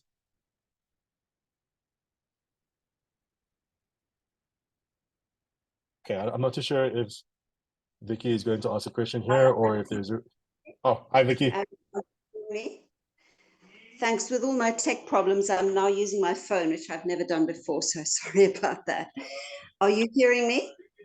Yes, hearing you clearly. Can you hear me? Yes, lovely. Thank you. Yeah, Thabiso, I just wanted to say thank you. This has been a really enlightening session, and I'm so glad I managed to hop on. Just to say one thing that strikes me in terms of being just the writer, which is very much my scenario. I'm just the writer. I'm not a producer and I'm not a director. But the thing about pitch decks, and I absolutely must underscore all your caveats about if you're the writer, don't go there, don't do this, don't do that, don't say this. But at the same time, I think what is a magical element with a pitch deck for the writer is that we are essentially, as screenwriters, we are visual storytellers. And oftentimes the visual element becomes very much downplayed in terms of our capacity to communicate those visual elements. And what I've been finding with a pitch deck format as part of my process is being able to create a kind of a secret personal pitch deck with lots of visual content that help me to really refine and define what it is that I perceive to be the value and the visual outcome of the screenplay that I'm writing. So that when I'm speaking to a producer or a potential director, that I have that in my back pocket as something of a conversation piece around how I perceive the ultimate outcome of the project to be, because it's going to get bounced around and it will change a great deal, but at least there is some visual element that I'm bringing to it apart from my writing skill that is shareable. And I think that part of the reason why this has become valuable for me is because to be absolutely honest, a lot of producers are not very good at reading what you're writing. They are much more inclined to hop on the bandwagon if they can see what you see. So as I say, I absolutely agree and underscore all of the things that you've said about writers. Don't overextend yourselves into the realm of the terrain of the director with a pitch deck, but as a tool, as a way of working with your own refinements around the concept, but also incorporating some elements of what you visualize from the get-go as the foundational elements of the project, seems like a very gratifying way for me to use the pitch deck format. So thank you for that. And I hope that that doesn't in any way undermine what you were saying about being very cautious as the writer.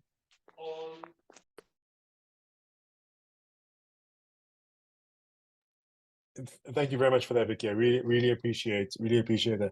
You know, the whole idea that you just mentioned right now, of being able to utilize this as a tool for yourself as a screenwriter, whether it's still in the development process, as a little personal document for yourself, or as something to have as a conversation starter with the producer. That's the purpose of it. 100%. I think that, yes, you're not going to be showing. Look, when I say that you shouldn't overextend yourself as a director, I mean, overextend yourself as a screenwriter to speak to the elements that a director would speak to, or the elements that a producer would speak to. So if we're going to be very explicit about it, producers would speak to timeframes, would speak to budgets, would speak to deliverables in terms of schedules, and an extended, detailed look into a distribution plan, right? All of these elements are things that you're not necessarily going to be speaking to as a screenwriter, mainly because when you've started off a project and you've written your first or second or third draft, and you just want like a visual exploration into that material, you're not going to be thinking about this stuff anyway. You'll be thinking about something like World of Story. This is where a pitch deck could really work. I feel like as a screenwriter, if you're able to show your world of the story, not just talk about it, you've got a great opportunity to show someone who's not a filmmaker, give them something that feels like something, gives them the texture, and you might even see from that if they like it or not. And it might be something that you might want to go back to your story with, your screenplay, and see if that sticks out, if that really does work. All of that stuff comes from the outline that you will be doing as a screenwriter anyway. So this is really an opportunity for many screenwriters to take what they want, take what they have as part of their story, and in attaching imagery to it, bring it to life in a visual way. And you're absolutely right about that. You know, that initial bringing some visual sense, some elements to your story by bringing that in the beginning of your story. When you're thinking your screenplay, you're not fulfilling the role of a director whose job is to take your screenplay, cast it with actors, create the cinematography, create the production design, all of those different things. You're not overstepping your mark in that regard. You just want whoever's going to read your screenplay to have additional information that helps them get a feeling of the story that's already present. So I really do think it's an amazing personal tool. And I think that at the end of the day, if your pitch deck is really just something that you have for yourself to help you write better, I'm all for it. Okay. I know we're slowly sort of running out of time. I did want to go through outlines, but I think I'm going to have to be a bit pejorative on this. I've gotten to the point of Charles's question. Hopefully I have answered your question. I see that Dean has a question of you. Dean, I'm going to put a pause on the questions for now. I'd like to showcase what story outlines are, because I do feel that I'm speaking to a wide variety of screenwriters who are present over here. And when I mention outline and treatment, they might find themselves in a place where they, don't really quite understand what I mean. And I think knowing how to do an outline, knowing how to do a treatment, and all of those things is as important as knowing how to write a screenplay if you're trying to get involved in the financing process and the other stuff that comes through in making a film. So let me just try to see if I can bring it up over here. And it really is just a Word document, which, goes as far and as wide as you need it to be. And if I can just bring it up over here, I'm hoping that everyone can see it. Yes. All right, great. So an outline or a treatment very much has all the information that you will probably put into a pitch deck. Things like the title of the film, the genre, the length and the format. Is it a feature film or is it a series? Your target audience, your log line. All of these really key things that you're going to be using in development of your screenplay or in development process, if you're lucky enough to get finance, all of the things that you would need anyway in order to be able to develop your screenplay, if you're not someone who's going to just go straight into the writing of it. But I always think that if you are even just a person who's going to pants it as we know it to be, and you're going to go ahead and just write the screenplay first, an outline is a great tool you can use afterwards to revise your screenplay, to get it to a point where it's super sharp and super accessible. So really all of these ideas that we've been talking about, they come from the words you write in your outline. All the images, everything that you've got as part of your story, all of that comes from the outline itself. And next week we'll definitely go into detail as to how you can transform an outline into a pitch deck. Things like first interrogating what's your intent for the story. As a result of that, that you might want to show this kind of imagery or that kind of imagery. If it's a story of love and romance and drama and all of that stuff, you're going to use imagery that's very tied to that idea, isn't it? You're going to use couples, you're going to use family members, you're going to use romantic locations. You might not want to use an entirely black outline or background like I have with my pitch deck.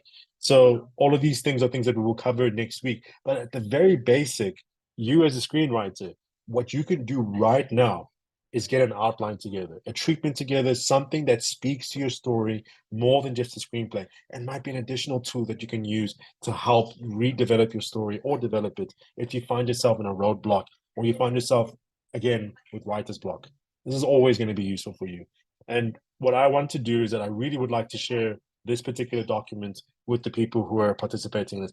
I do believe that this should be information that's freely available, which is something that was initially given to me by someone else in the industry. And then over the years, I've just expanded on it, filled it information with all the little books and stuff you can read that can help you understand some of the ideas further. And reality is that as a screenwriter, you're not just reading screenplays, you're not just watching films, you're also engaging with literature. You're also engaging with Sid Field's screenplay, story, Robin McKee, all of this stuff. You're watching stuff and all of these things. But really, you have to engage with all of these elements. So, I mentioned comparable series, right? And I said that it comes down to the story references if you're just a screenwriter. So you can actually have a whack at it right now in your outline. We'll all do the story. It's all here. Pacing, your synopsis, something that, technically is defined like this. And if you're working on a series, what to work on, especially at the pitch stage, synopsis, episodes, all of this stuff. Everything that you might need in order to be able to, first of all, write your screenplay, all of these small documents, your character bios, all of these are things that you're going to be bringing into your pitch deck and you're going to be bringing to life with imagery. But if you get this stuff done now and you also fulfill perhaps what's needed in terms of an outline, and remember, everything that's in this outline is also in that same outline of information that you need for your pitch deck, that little Word document, which I'll be sharing to you. So no matter your style, no matter how you want your pitch deck to look and how you want to present information and so forth, it doesn't matter as long as you're presenting the right kind of information, the story, the information that speaks to your story, your film, the potential of it. And it all starts from your outline. It all starts from your treatments. I know a lot of people who their eyes roll into the back of their heads and they think of outlines and treatments. They really don't want to go through it, like major turning points and all this other stuff, and statement of intent. But this is all stuff that could lead to you possibly getting an audience for your film, possibly getting financing for your film.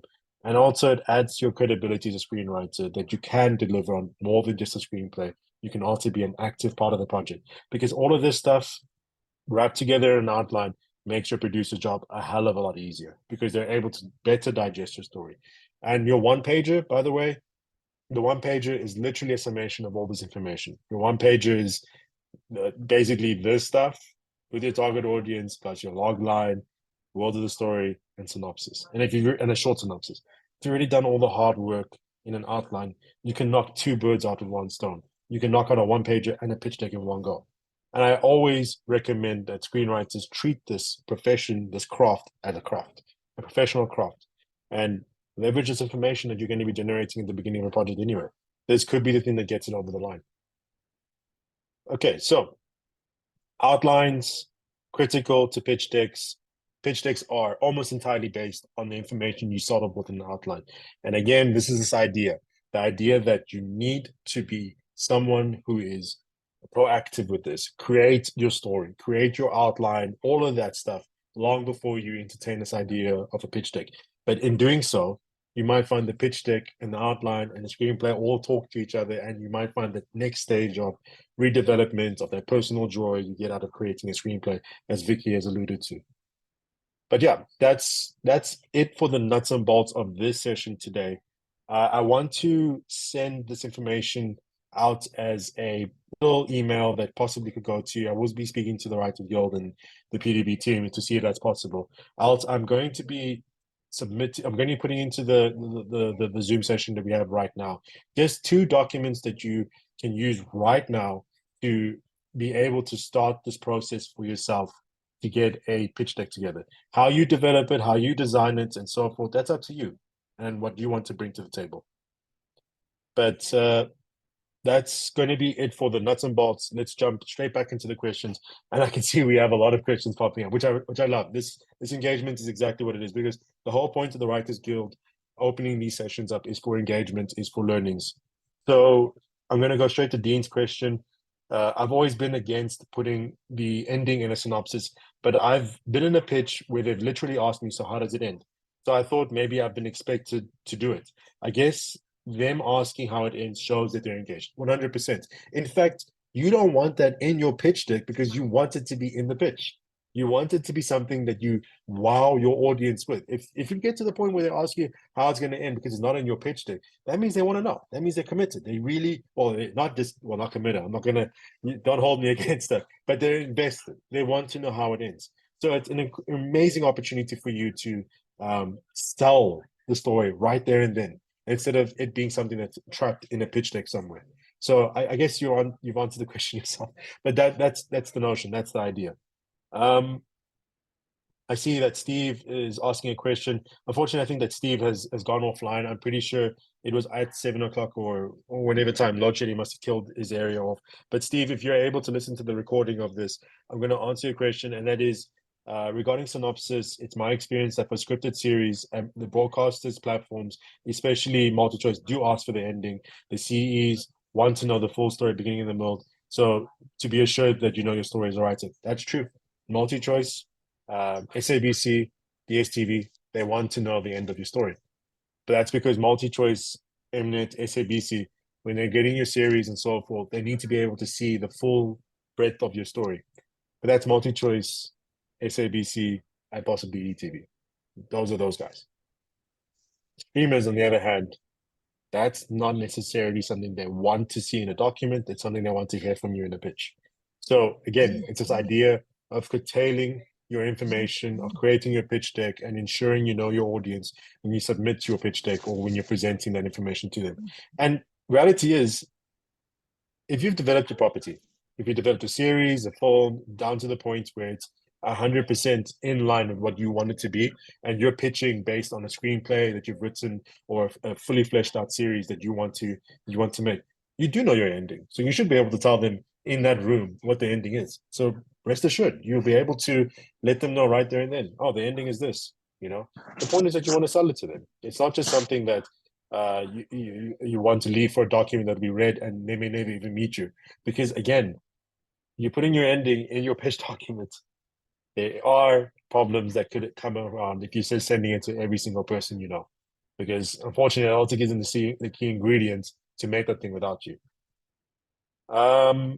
Robin asks, comparable forms and series. She found an article that's incredibly interesting and practical. Very much, if you can follow that link that's there. I've also found Studio Binder to be a great resource for understanding this idea of comparable forms and series. But I really would want you to not use tools, but really dig down in the psychology of the form you're making, the series you're making, and what you know is comparable, what you know works.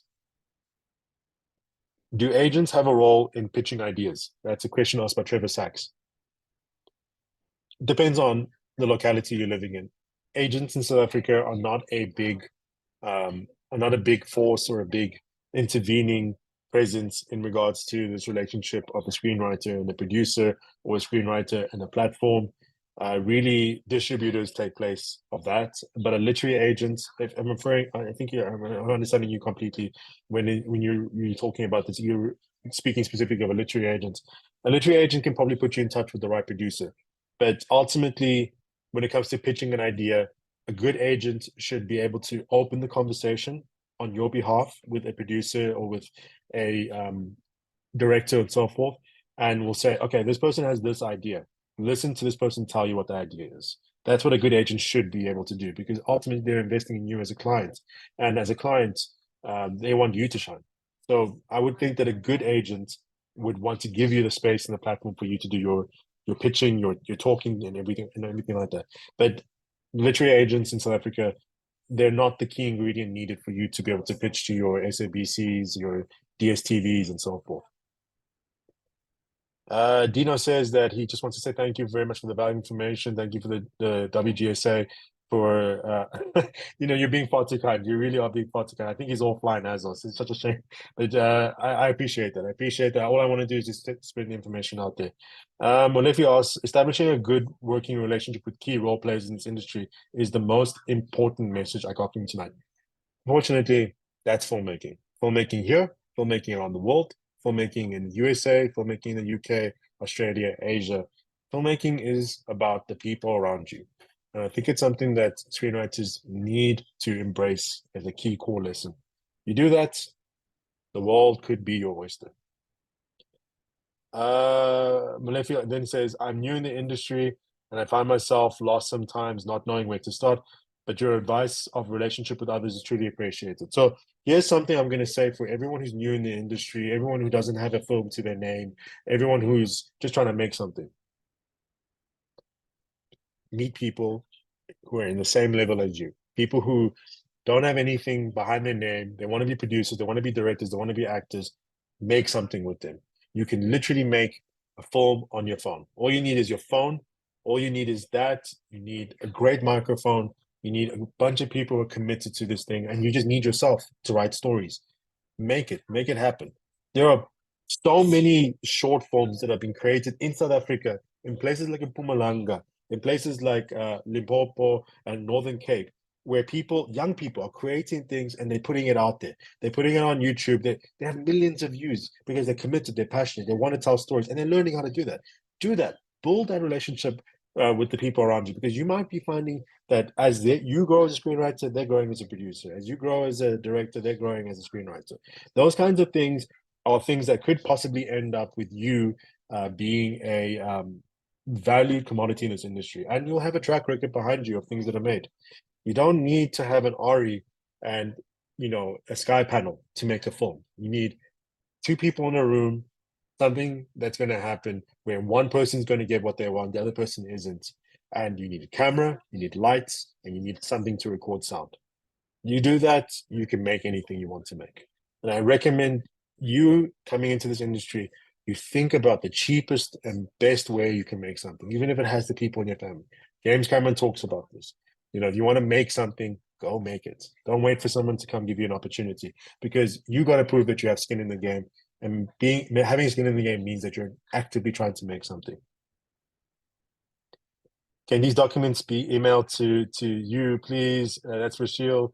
Yeah, I'd love to email it to you, but I would like it to be something that comes officially from the Writers Guild, so that it goes to as wide a wide an audience as possible. Like I said, I'm going to be, well, here's the first one. I'm going to be putting these documents free of charge. Normally I do charge for this. Basically, I want people to engage with these particular documents. These are working documents that you can use to start getting, your stories in order. Get the outlines ready for them, get them made, do the things you need to, so that you're able to actually create the thing you want to create. So the first document you saw was basic outline for the information needed for the pitch deck. The second document is a Word document with story outline. I want every single person who's a part of this chat, this call right now, whoever wants to be a Writers Guild member, whoever is a screenwriter, you need to have the basic information, and the Writers Guild is here for you in that regard. We're going to make sure that any person who's a screenwriter has the information they need to make their own pitch decks. To be honest, you can make a pitch deck right now. You just need to have a certain amount of information that's in that pitch deck for it to work. Going to Dino, who Dino is actually part of this call. Hi, Dino. Great link from how to use your outline to create a deck. Thank you so much. Can't wait for the next session. Outlines and a great one-pager.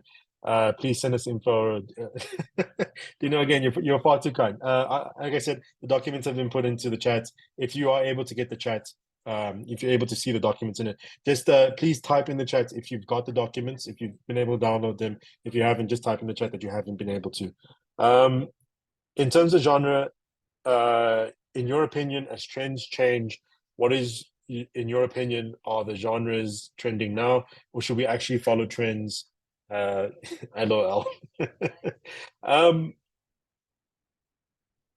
Here's a third document that I'm posting over here. It's I think it's a foundational document that actually came through originally with the story outline stuff. It goes through genre in a very interesting way. I recommend you read that. I recommend you read it because I think the conversation is much larger than you think. What do I think about genre? I think that if you get genre right, it could be the biggest benefit for your story. When you get genre wrong, it means that you're violating core ideas and principles that the audience knows. The audience is holding, tried and tested things that the audience has in their hearts. So when they're watching your film, it's either your film closely follows that stuff or is against that stuff and is trying to say something, right? Your screenplay is trying to say something. So I think that genre is very important, especially if you're writing something that has a particular genre in mind. I think, first of all, you need to be a lover of that genre. You need to be someone who loves making stuff with that genre or wants to see their own thriller, action, whatever. I'm someone who's, wants to work in a lot of genres. But the point is that genre could be a benefit to you if you leverage it right, but it could also be your worst nightmare if you don't pay it enough respect. So I think that genre is important. Should you actually follow trends? I don't know. I'm going to be honest with you. That's a question that I think screenwriters should not be asking themselves. I think that screenwriters should be holding themselves true in terms of creating their stories, creating stories that they want to create, especially when they're spec scripts. But if you're being paid and you're being commissioned to write something based on a particular idea, particular property, particular outcome for a producer, a distributor, a financier, and so forth, pay attention to that very closely. Deliver on that, because delivery of a couple of projects for a producer who needs something right now could open the door for them fighting for your film to get made, the one that you really want, because they know you, they trust you, they believe in you, and they want to engage with you. They want to make the films that you want to make as well, because you are that valuable to them. I've always kept that in mind, one for you, one for them, two for you, two for them. I keep that in mind because it's a business principle. And I do think that it's important that screenwriters get business sense into their mind. Don't be a business person, don't be a producer, but really understand how the business of film works. And I think it's very important that you do that so that you're able to understand what is possible. One can have all of these elements in their pitch deck and prepared and presented beautifully, but if the story is not up to snuff, you're likely to stay on the ground floor. That's the point. If your story is not 100% there, and when I say 100%, you've given it everything you possibly can.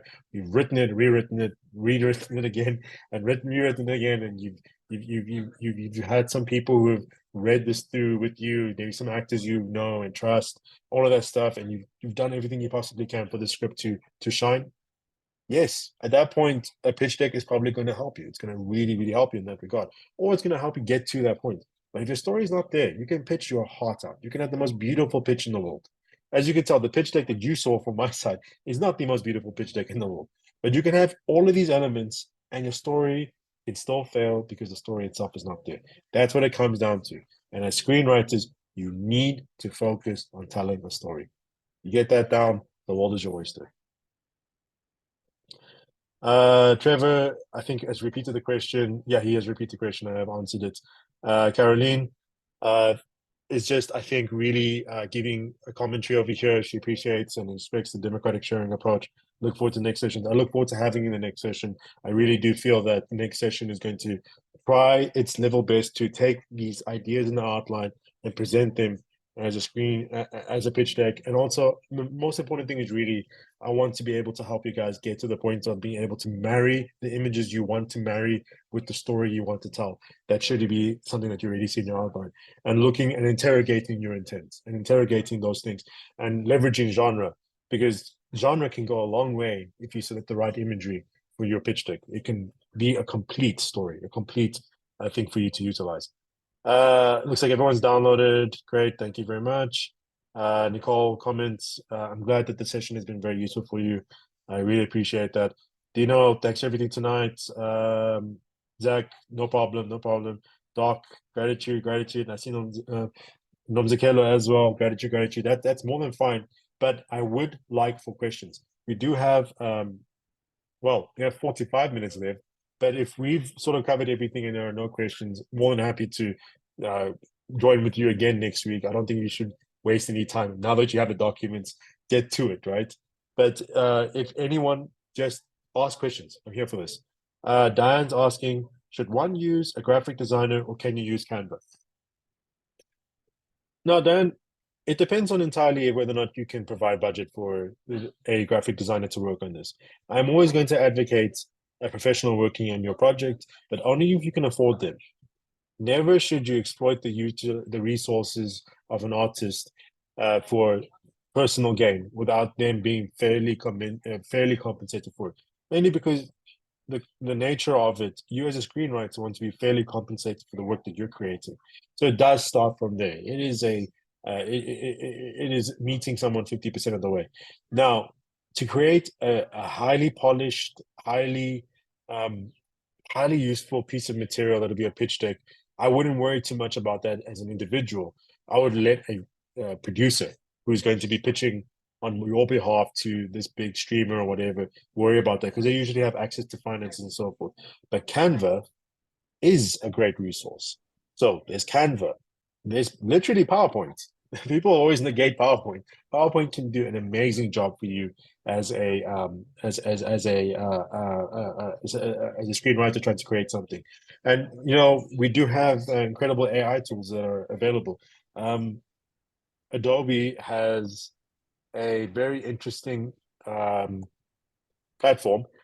Just mind you, I just want to get it here. Adobe Express. Let me see if I can share the screen with you guys. Adobe Express is this amazing, crazy, beautiful thing where it's leveraging AI to generate some of the stuff that would be repetitive in your graphic designing world and so forth. But it's also giving you as a screenwriter the rough ability to be able to create something. So let me see if I can get it shared over here. 1 second, please bear with me. Just want to make sure I get the right image. And there we go. Right. So here's Adobe Express. You do not need to have a graphic designing background. It does help for you to research graphic design or work with someone who is a graphic designer, just to be able to get that initial awkward understanding what graphic design is. But here's a really interesting thing that if you're subscribed and you are a Creative Cloud member, may I ask, who is it? MJ, please, MJ, if you can, please mute yourself. We are getting some background noise from you. But if we look at what is possible, let's say we want to create a little document. And I'm hoping that everyone's able to see it, but we want to create a little document and we've got all these templates and so forth, things that could be things that we can utilize in making a pitch deck. So let's say we want to get a brochure. So it's very rarely you're going to find something that says pitch deck or magazine. Let's try that, magazine, right? So Adobe Explorer has a lot of interesting features that you can actually utilize. Let me get a template out. I don't want to waste too much time on this. Okay, here we go. Like an infographic, for example. Let's start a new project with that. And what it will do is that it'll give you everything you need to customize it. And it's already doing the hard work of putting images and lines and stuff like that, things that you might need into place. And this could be a great thing for you to utilize to get the opening of a pitch deck out. So as you can see, a creative portfolio, it really helps you just brainstorm what your outline could look like, what is possible, and for you to just get the pictures you need to be, I mean, the pictures and the layout you need that speaks to you.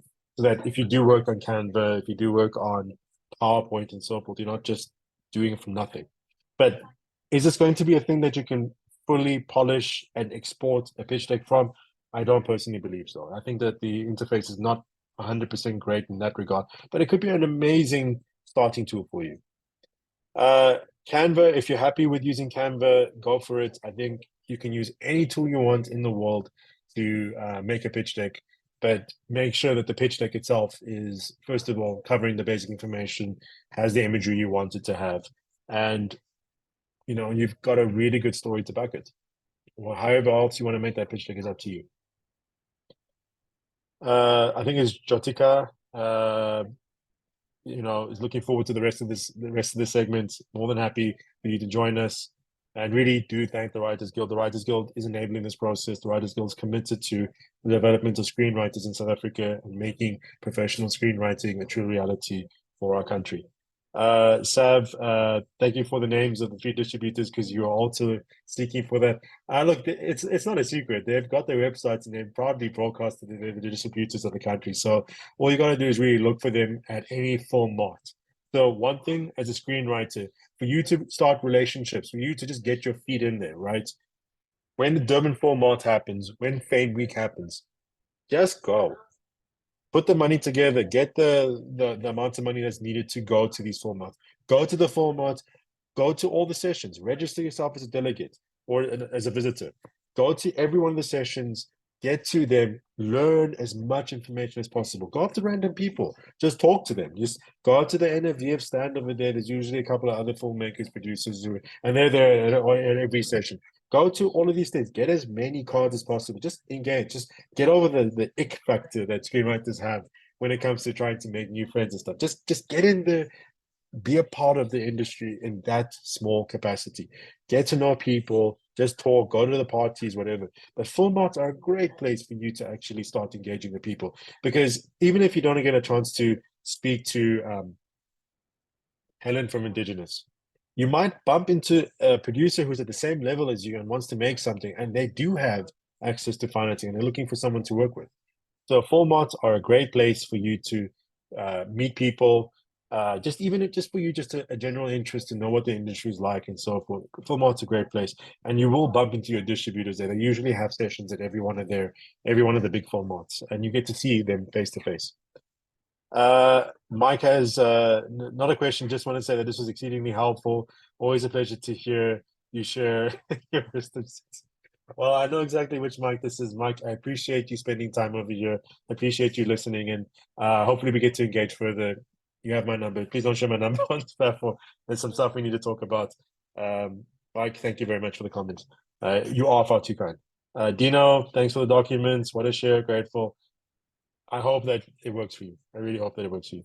Nelise will ask, just one more question. You said that we can pitch to producers, right? I didn't say we can pitch to producers. I said that you have the ability to find producers and hopefully pitch to them. I think it's very important that you understand there's a difference between the two, because I don't want it to be a case that you just pitch to any random producer and you hunt down producers and just pitch.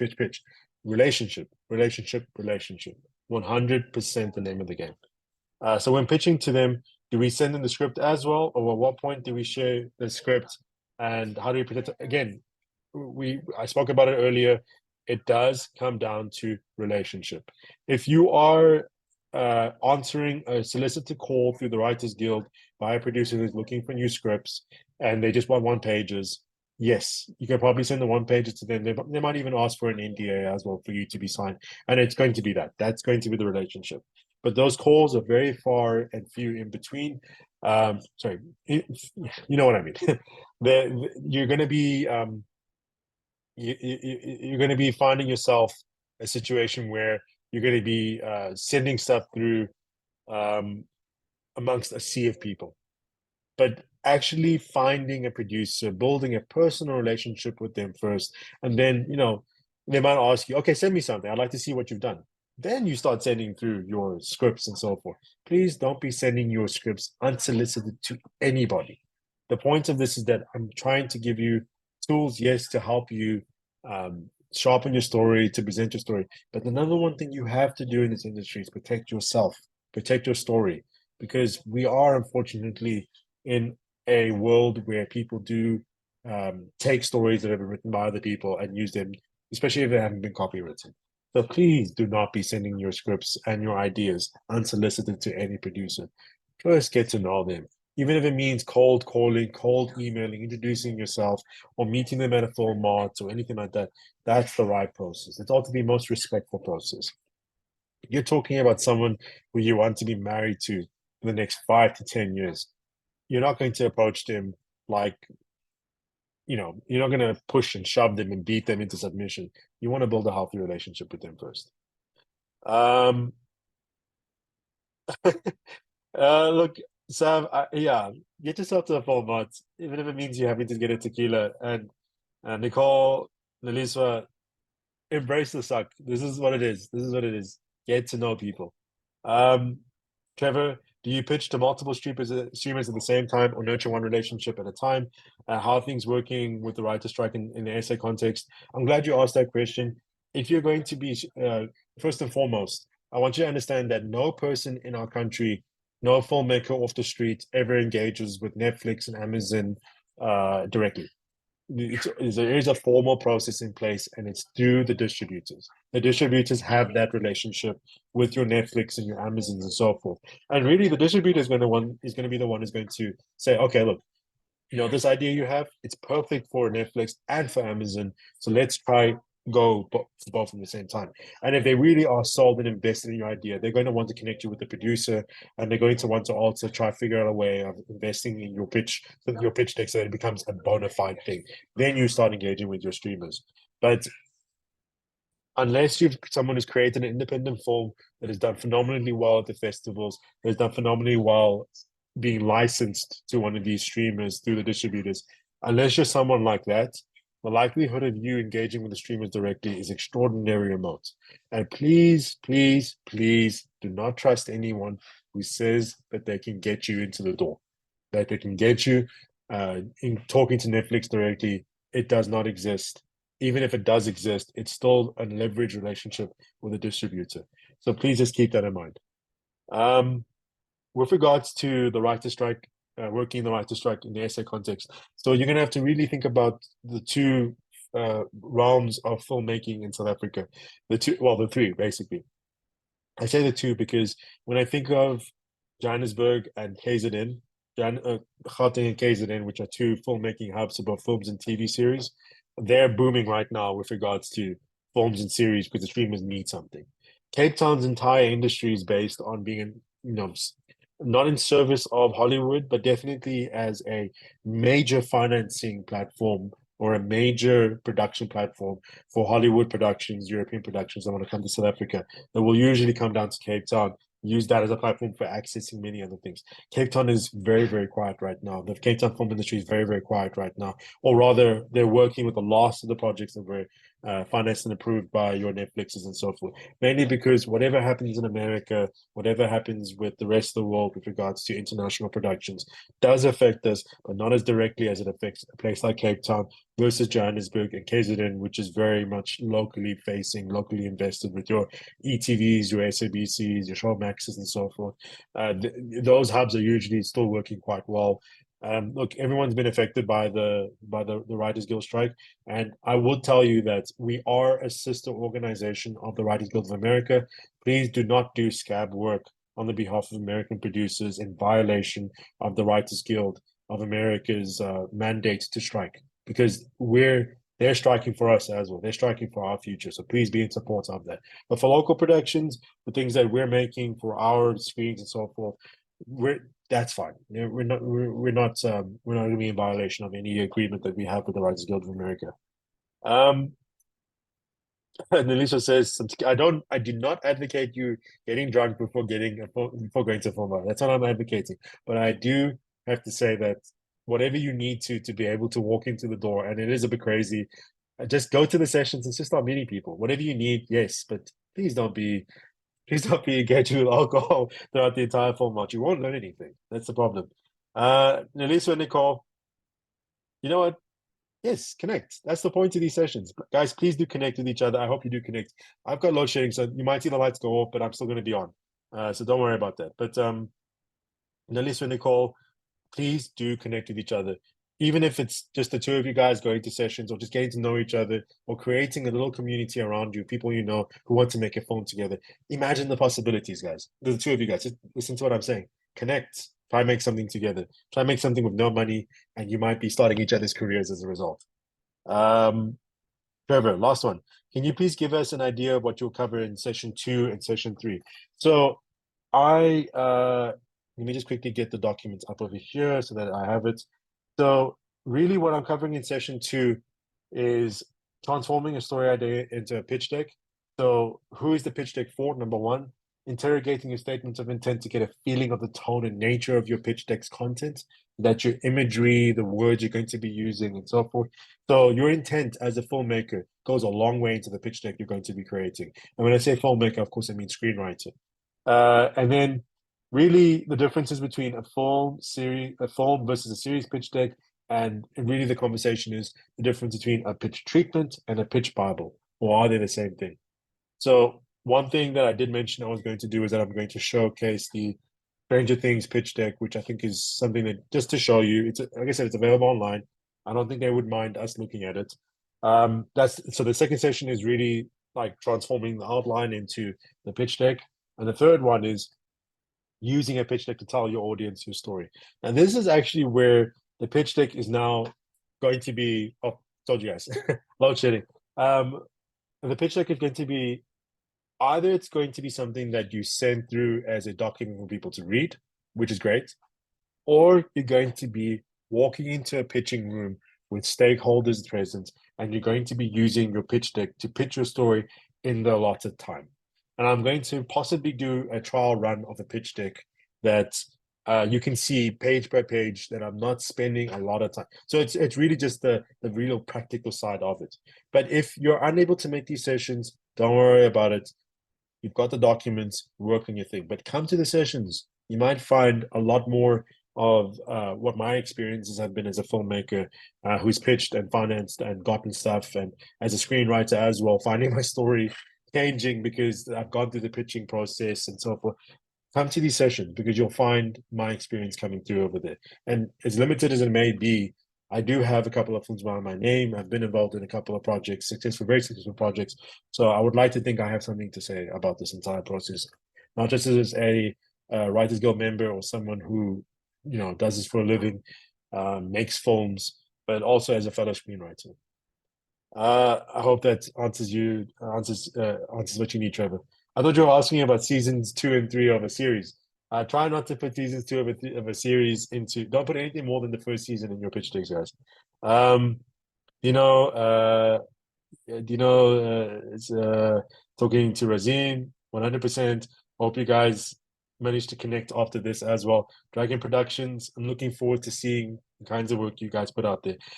In fact, I feel like I have missed a question from Dean. Dean, did I answer your question? Just go back, not Dino, but Dean.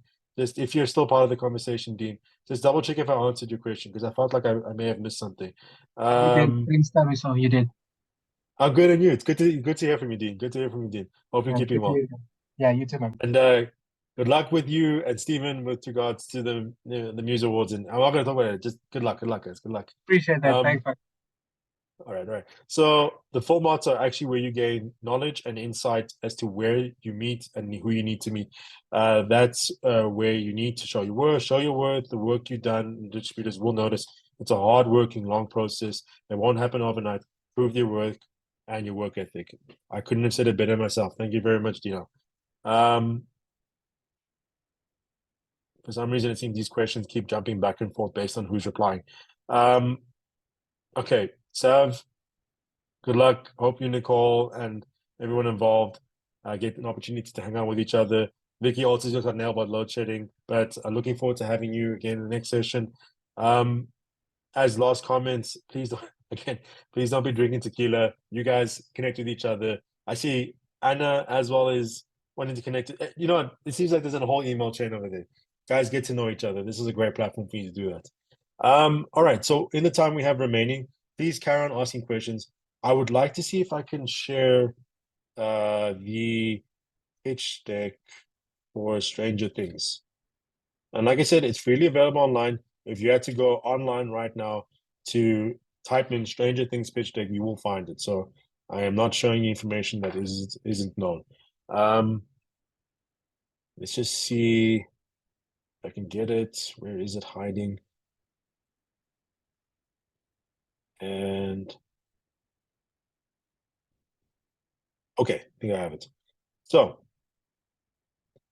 this is the pitch deck for Stranger Things, and this is Netflix's Stranger Things, and the creators of the property, the Duffer Brothers, were so kind as to share this initial screenplay, series Bible with the rest of the world, because I do feel that they really wanted us as fellow filmmakers and as audience members who engage with Stranger Things to enjoy it.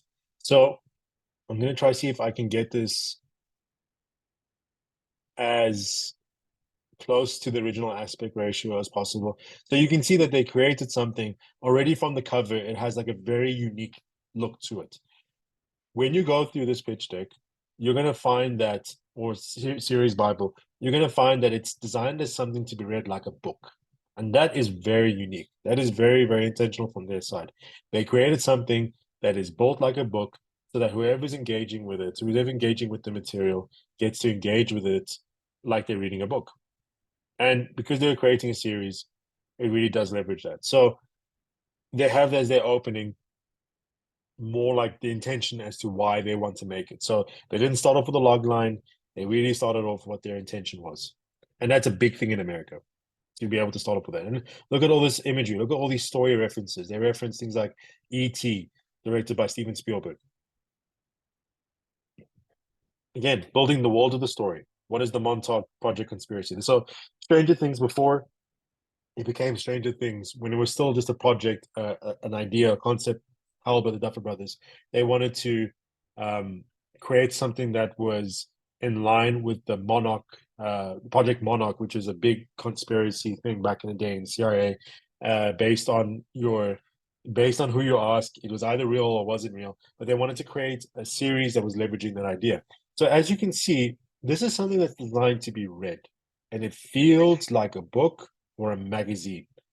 And here you go, story, synopsis, right? Here's your synopsis right here. And especially speaking of that first opening episode. All the elements that you would have in your outline are here in some form or another. And look at all these amazing images that they have brought it into their pitch deck. Again, you've got the structure of the series.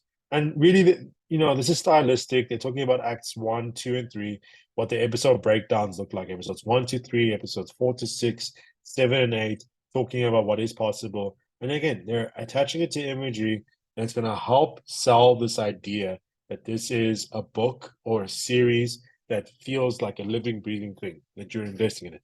Tone and style. Now, of course, they're the Duffer Brothers, so their intention was to direct the series as well. So they're bringing in very much director elements. But look at all this imagery. The imagery speaks to the story. The genre, speaking about the rules of the genre. What are they trying to achieve? All of these things are things that you can bring into your pitch deck, that you can use to personalize your pitch deck to the story you want to tell, and all the things you feel are important. Look at how they introduce the characters. They first mention the kids. Anyone who's seen Stranger Things knows for a fact that the story about the kids and the adults. And that's what they're utilizing in the pitch deck itself. And something that can be read, something that can be digested. And because of how much care and attention they have brought into their property. And in fact, let me try to see if I can get this as a 2-page view so you can actually see. See if I can. Unfortunately, it's not going to go as nice as I thought. But if you can so imagine, the kids part being side by side to this reference image of Stand By Me, you get a real sense of the story. You get, with the reference images, with the particular images that they're using, you get a real sense of the series and the possibilities by using these very particular references. And notice that they're using film references, which means that their goal is to really create a cinematic series, one that obeys this idea of cinema within the series structure. The Outsider being 11, who we all know about if you've seen it. This is 11. Look at that. That image gives you everything you need to know. Then there's the teenagers. You get a real sense of it by watching this movie. You get to see exactly what those teenagers are experiencing. And for all people who've seen Stranger Things, you know that the kids are experiencing one kind of story, the teenagers experiencing another kind of story, and the adults experiencing another kind of story.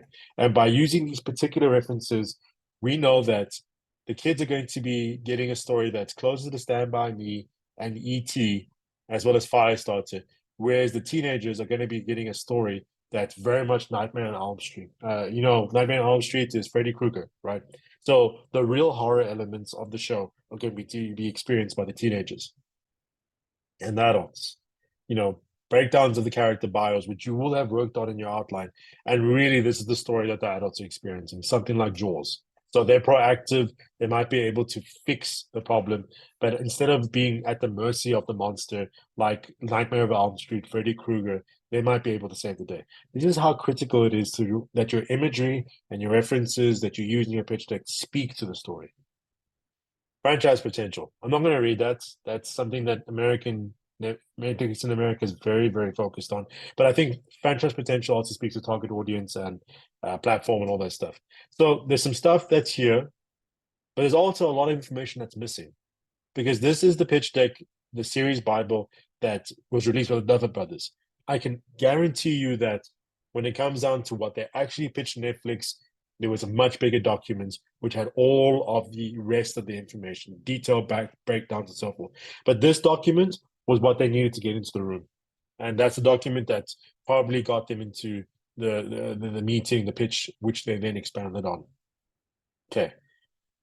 Dino's asking, share what's the best deck you've seen come out of South Africa. Appreciate the Duffer Brothers' inputs, but send us the one that hit us just fine. Look, reality is that South African producers don't share their pitch decks. It's their proprietary information. Even me sharing my pitch deck to you, I'm doing it as a Writers Guild member because I believe in the mission of the Writers Guild. But very, very, very, very rarely are you going to find the pitch decks, unless, of course, as a producer yourself, you've seen other producers giving you information. But it really is like a proprietary issue. You create pitch decks and you've spent money into the graphic design of it and everything. So you're not going to want to share it as widely as possible, especially to people who might just steal your story. So I have seen a few, but that was under NDAs, that was under common good law sense with regards to respecting the producer that shared it with me, because I'm always going to keep that relationship private. But I have seen very remarkable ones. But I can tell you that Netflix's program with regards to, they have like a pitch deck templates which they've released online, which is very much geared towards America and Europe, not so much South Africa. But you can look at that thing, you can see what they're looking for. They have it's an hour-long session. I think it's stage 32. They go through what they're expecting in their pitch decks. Ever since that document came out, a lot of the South African pitch decks have really evolved rapidly as a result of it, and also meeting the streamer demands that we now currently have. So yeah, unfortunately, I can't share any of them with you. I can't speak of the projects that I've seen, but they're getting there. They're getting there, and in fact, they might just exceed the property value that the value that the Americans and the Europeans are putting into their pitch decks, because South Africans have that flair that goes a long way to being expressed in our pitch decks as well. Rachel says that hi, the 3 documents were not downloaded by me. May I ask, for you specifically, because you had asked before, I'm going to reshare the links. I'm going to reshare the documents here. So Rochelle, please enjoy, utilize them, do the best you can with them. I hope that they work for you.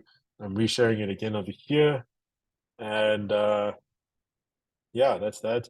I hope that some more questions are coming through, but I hope that this session has been very useful for you.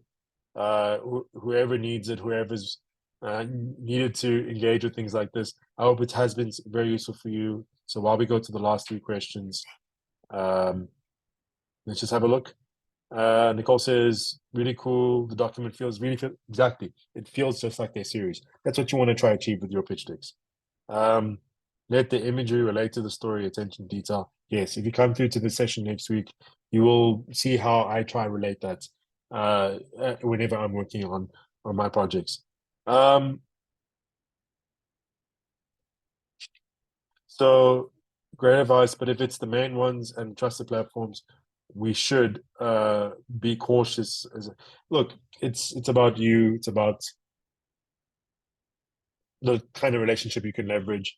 Just remember that whenever you're sharing your stories in whatever form it looks like, whether it's a screenplay, one pager, pitch deck, anything like that, please ensure it's first of all copywritten, and also you're in a position where you can trust wherever you're sharing this information with, and if needed, you've signed an NDA with.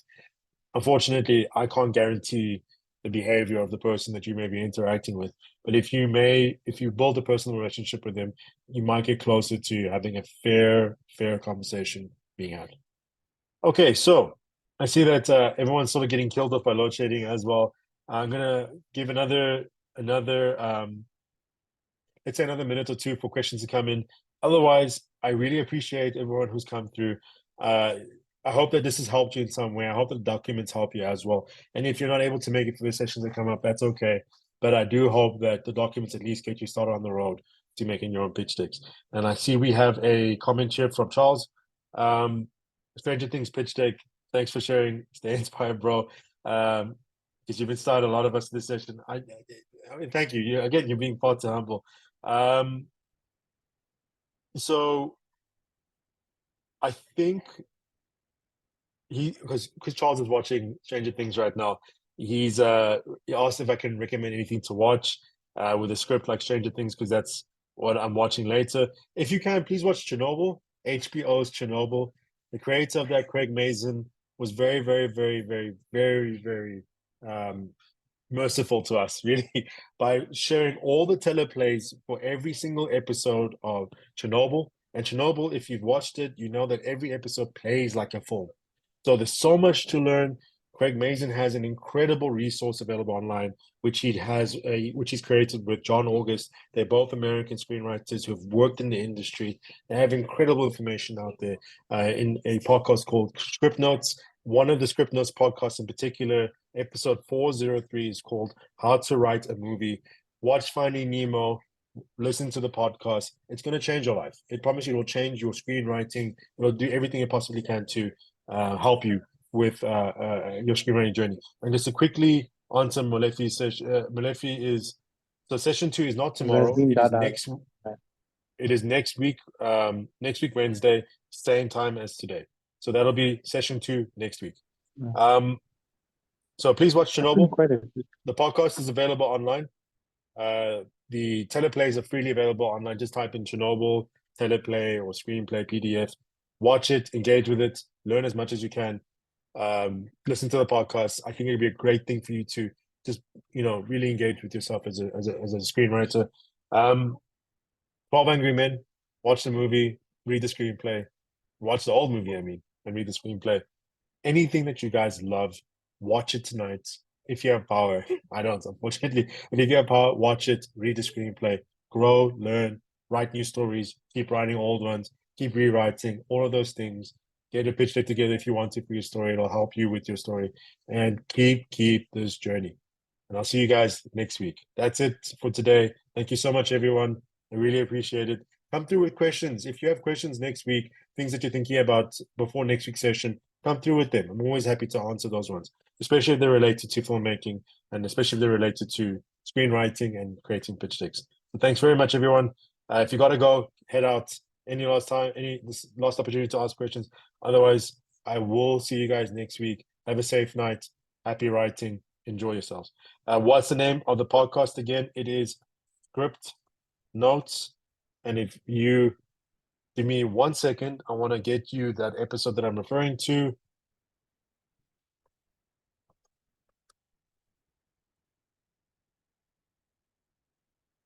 Let me get the YouTube link for you. Got it. Please, please, please watch Finding Nemo. Listen to this particular episode of the podcast. Enjoy yourself. So much to learn, so much to enjoy. But thank you, everyone. Have a great evening. See you guys soon.